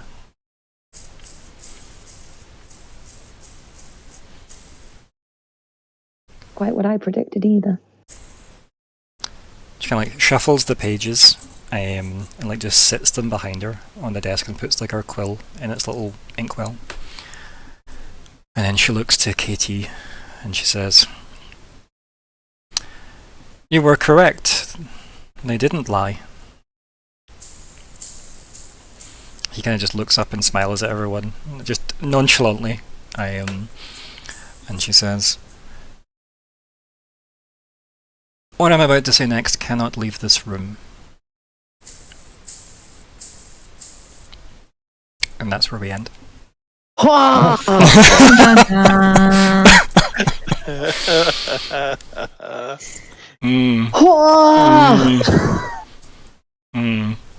So, what would you like to call this session? Alexander said something about, what was it, once more into trouble. I liked that. Nori's suggestion was interview with a grandmother as well, which I thought was quite good. So yes, please put your suggestions in chat. We'll get the Sorry, I was just like, to say it out loud or I'll forget it. Yep.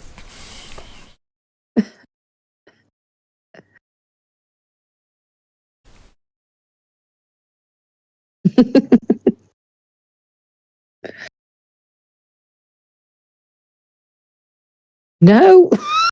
I love autocorrect.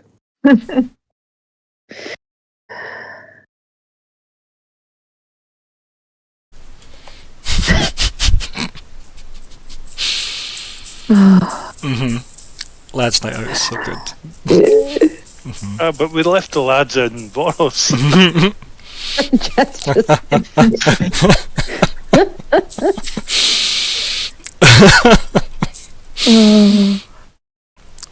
I'm also just not above having Infernal Affairs be another session title. Like, it's not even in this game, it's in a different game, it's fine.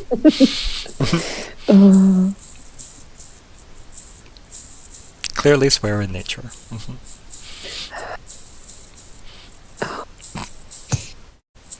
Another suggestion coming in. So currently we've got Infernal Affairs, Interview with a Grandmother, Once More to Trouble, That's Night Out, Sweet Things, Gestures Vaguely at Sin, Clearly Swear in Nature, Vengeance with Wrath. Yeah, that should be Wrath. That's okay. Worth. It's like what you thought of them. They were worth. Don't worry, autocorrect from Troy, so... I don't have a suggestion to add, but I would like to vote for whichever one of these two my vote makes win.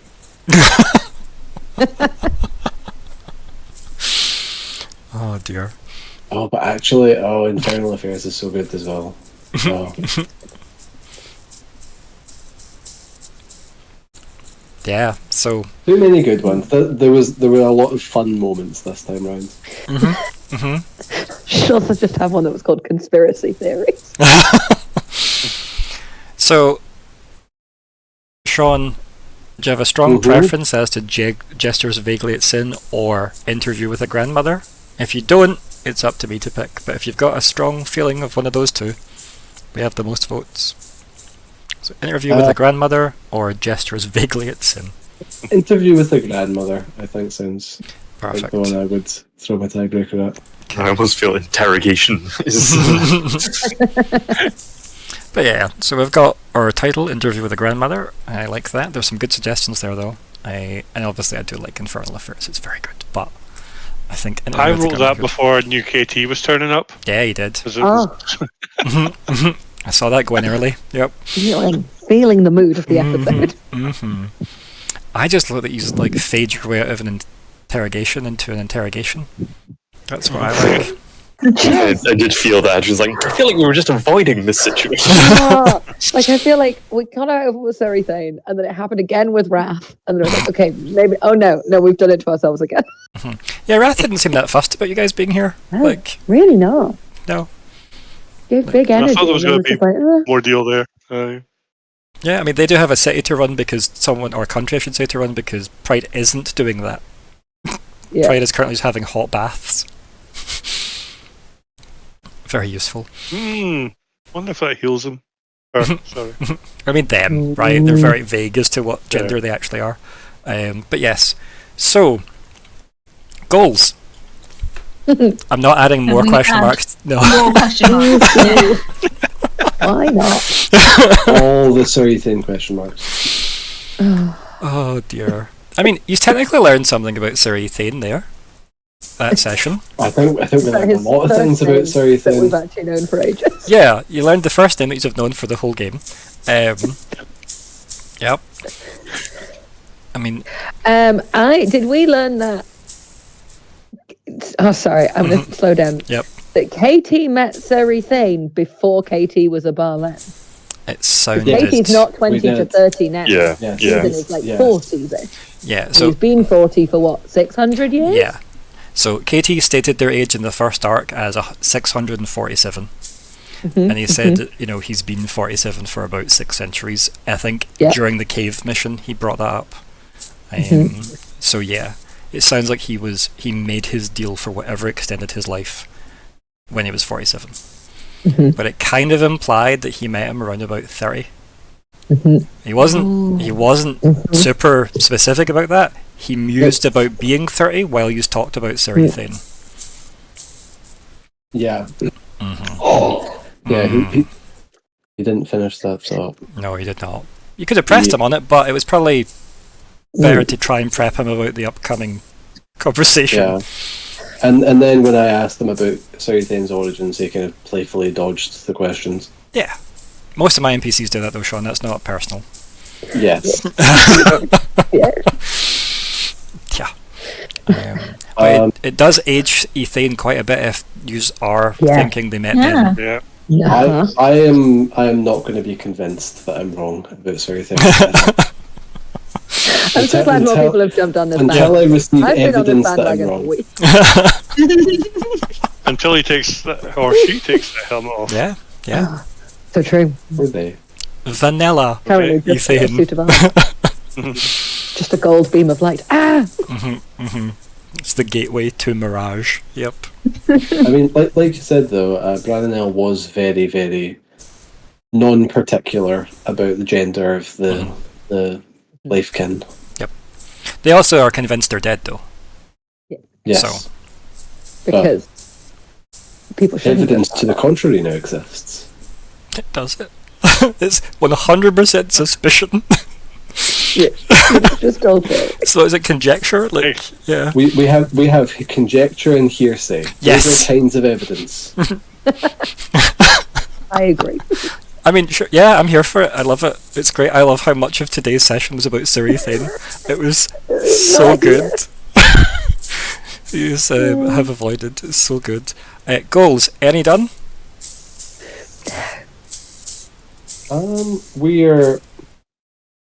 I think we understand unique blooms now, to some extent.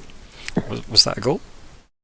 Don't know if No, that it's English. We were all like, wait, what's that? Nori has made steps towards confirming his heritage. Yeah. Mhm. Yep. Arguably, the person that made the deal with your dad, if there was in fact a person that made your dad a Barlen, will have that record somewhere because arguably they've got their soul. So you might want to run through the potential devils you want to have a chat with. Who have we not met? I mean, you've not asked any of them, by the way, do you have my dad's soul? No, exactly. But I didn't know that until. Yeah, exactly. But that's at least an avenue you could pursue, is literally getting that info from, if not them, they're like seconds or thirds or whatever. Do you know what I mean? Well, I'm going to say Wrath is not the one. As he would have said something while we were in there. There's a good chance that's a safe bet because it seems more like they didn't seem like they cared enough to hide anything from you guys, or really that you were here, or anything. You just gave the quickest answer to why you were here. It's like, that's fine, bye. Like, you didn't pose an immediate threat. Sloth, Connolly made a deal with my dad. Oh, that would be great. I mean, timeline-wise, like, it's more likely that Sloth was the closest, realistically, since he's been the exile for a long, long time. 900 years, give or take. But yeah, so, no other goals? Nope. All good on the goals front, nothing to add, nothing to take away. I mean, the Heart Piercer is moving along nicely. I'd say that much. You did put in a lot of work with Heart Piercer, because now you suspect it could be a gold leaf. Amongst all the other suspicions.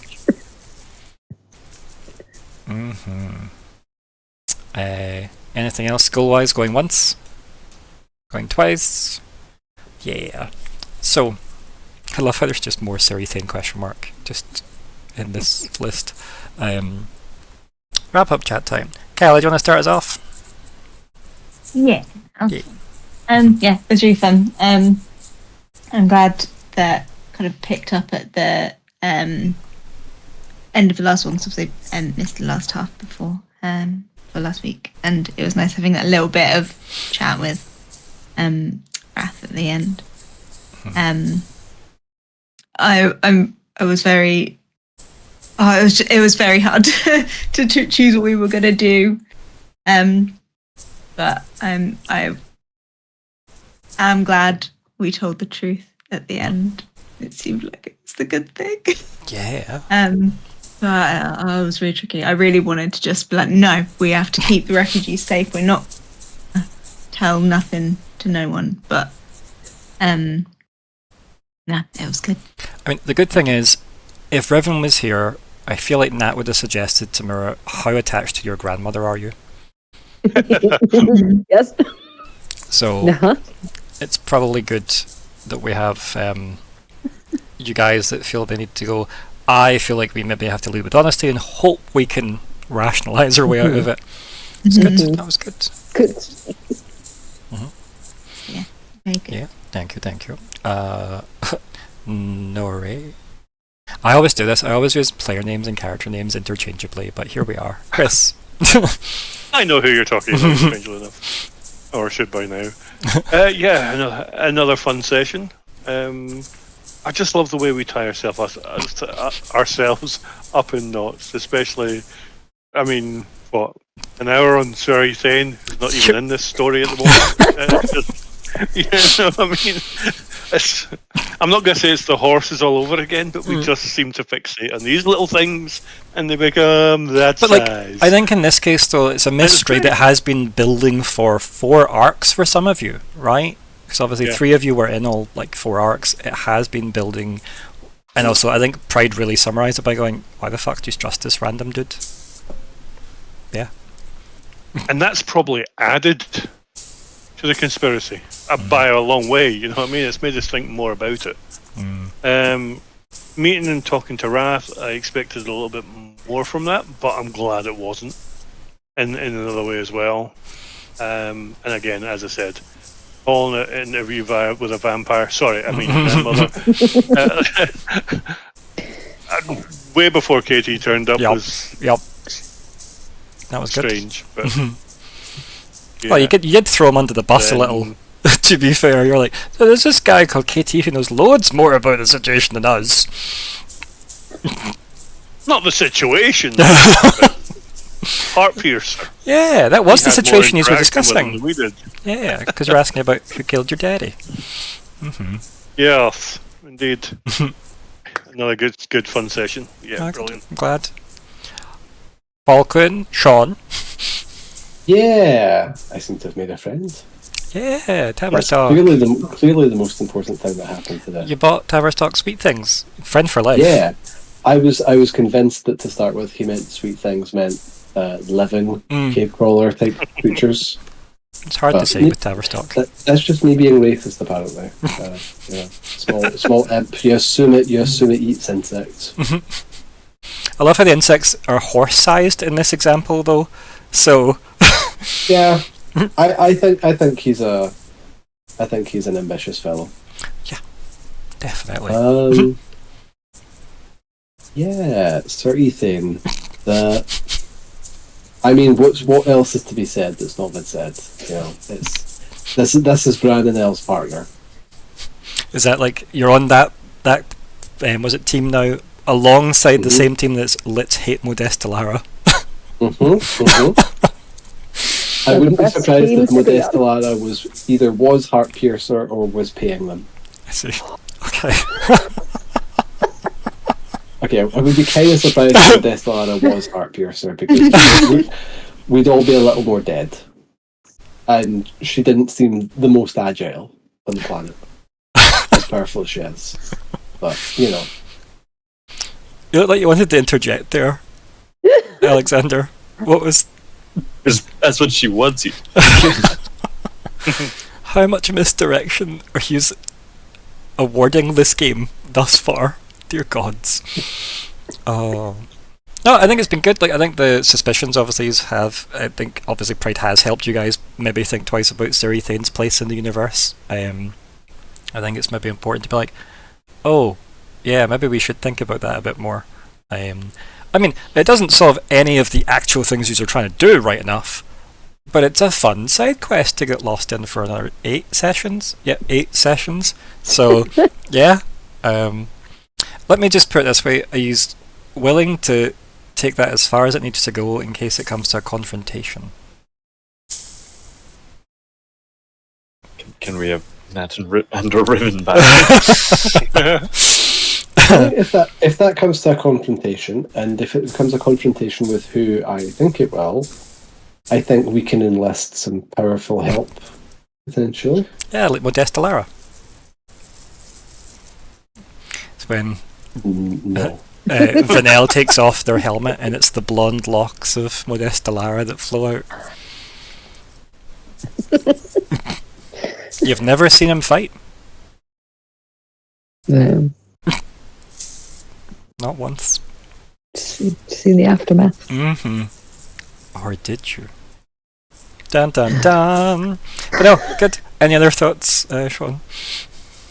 No, that's about it. Kalli covered a lot of it. Thank you. Lockhart? Yeah. More intrigue. And part of me, I actually did have the feeling that Myr'ra's grandmother, I was kind of expecting they were going to be like head of the mafia. Okay. Which, not a million miles away. Yeah. I just, for some reason, that was something I'd thought of. And now we're like, no, they're the FBI. They're MI5. Which is, I think it is the difference that they are not a demon or devil. So they might have a bit of, strategic ambiguity, being like, nah, breaking laws, but, not necessarily our laws. So, Yeah, they're in an interesting position politically, I think is the good thing to know, because the power is between 6 people in Sin. 6 people. Because, as we know, Sloth has nothing to do with Sin anymore. But it does mean to say that people wouldn't necessarily support Sloth if they were there. That's just by the by. It's just been 900 years, so people don't really care. Having Pride be in charge for quite a while has been quite enough, I think, for people. And the fact that they seem tired of the job currently seems fine, but the sword hasn't moved on because we know their sword works differently. Because it can go between all of them, but only if it's given.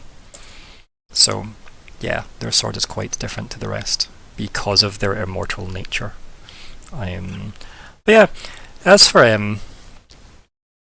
her position, yeah, obviously she is a Barlen, so thus a demon, technically. Because all the devils are devils and everything else is considered demons. But she doesn't act like she feels beholden to envy in any way, obviously. And obviously it's only technically, I don't even know if Myr'ra knows that detail. I think it's just the fact that we know as players, I think.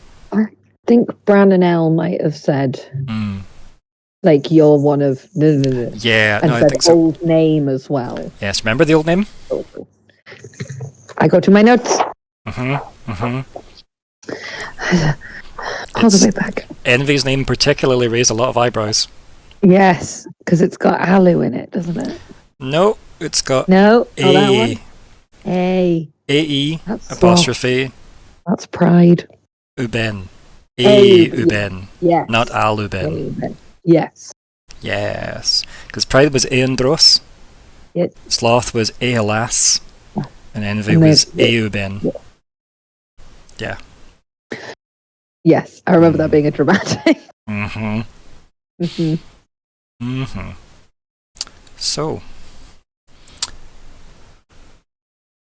thoughts? Then, as Lockhart, your thoughts have concluded? yes. Myr'ra, Hannah. I want to say thank you to everyone for making me tell the truth, because I found that really hard. Because as people know, I'm very happy to make wild, chaotic decisions when I'm the only one on the line. Like taking the punt of we're going to trust with refugees was very hard. But I'm excited to see where it goes. And I have 10,000 more theories about my grandma. So let's see where that goes. Loved that Tavistock came back. So pleased with that. So pleased that Falkwin and him have made friends. I just think that's such a fun callback. And I love that he's still so mad, because yes, he absolutely should be. I also kind of love that he's still with Grandma then, because I'm like, yeah, you were a present from her. I'm in the wrong, but she's also in the wrong. None of this is good, but equally. Enjoyed that Wrath was kind of whatever, okay, cool, please. Love all the hanging, just dread up. We're gonna have to deal with the Fable shit at some point. Liked the automated message to Nori. Glad that we at least tried to check in with Vermi. Yes. I am excited. I'm excited to find out more. Love everyone jumping on board the conspiracy theory. The Sir Ethane train. Because like I said, because my original theory was he was Bran and Elle. And then when I met Bran and Elle, I was like, well, Sir Ethane's not Bran and Elle then. And then there was the whole thing about oh yeah, but there was one other. So I'm glad that everyone has also connected conspiracy theories there. That's good. Again, I can't believe how much time was spent on it. It's so good. Why is that hard to believe? Just because it's you ran away from Sir Ethane last session to cut effectively to or 2 sessions ago, whatever it was, to just jump straight into the it's been a session since we've spoke about him, so let's bring him back up. That's the way it works. You don't jump into the final boss battle immediately. Yeah. It's you meet the final boss and it's oh shit, you're the final boss. I need to hoof it. I'm gonna go learn about you and find out your backstory and then come back and fight you. Yeah, exactly. Yeah. I love also the distrust of Modesta Lara train. And the idea it might be a gold leaf. Interesting. Very interesting. Because I was thinking with Celestial Magic that we were maybe looking at one of the devils. Kind of excited that it might not be. Could still be. But it's quite nice that they're maybe not at the root of all evil. / killing people who already sold them their souls. Yeah. Seems weird. Excited. Might get to learn more about Mirage. Love the Night Blooms. Love that they just thrive off being perceived. Yep. Love that for them. Yes, lots of fun. Go team. Oh, it was very, very well done. Who are you awarding XP to this session? Tavistock. I'll note it down. Yep. It's another week where we all had our part. I'm voting for Hannah. Yeah. Yep. No argument. No arguments. But we all did our part this week again, but yeah. Thank you, that's very kind. I would have voted for either Nori or Falkwin. I really liked keeping us on track with the Heart Piercer and not letting that kind of float aside. And I loved Falkwin just going, we're just going to talk about Sir Ethane. I know you're here for this. I'm on the Sir Ethane train now. Right, it's worth talking about, right? It makes sense. It's a big element in the game space. As for everything else, I think you've done enough research into a bunch of different things to get a point of XP each as well on top of that, because I feel like you've pushed forward the Heart Piercer specifically. You have pushed KT on Sir Ethane a bit as well, and obviously about Nori's specific interests in the Heart Piercer. You also then did really lean into helping Myr'ra and her grandmother's connection in some way, whether for good or bad, we'll find out based on whatever her cliffhanger sentence is. Let's hope nobody takes her out before she finishes it dramatically at the start of next week. Oh no. What I'm about to tell you cannot leave this room. She is the one helping people escape. That's on the board. I could see it. She is the Heart Piercer. She is Sir Ethane. Sorry, thanks. But yes, thank you all for playing. And yes, say goodbye, everybody. We're done. Bye, everybody. Everyone.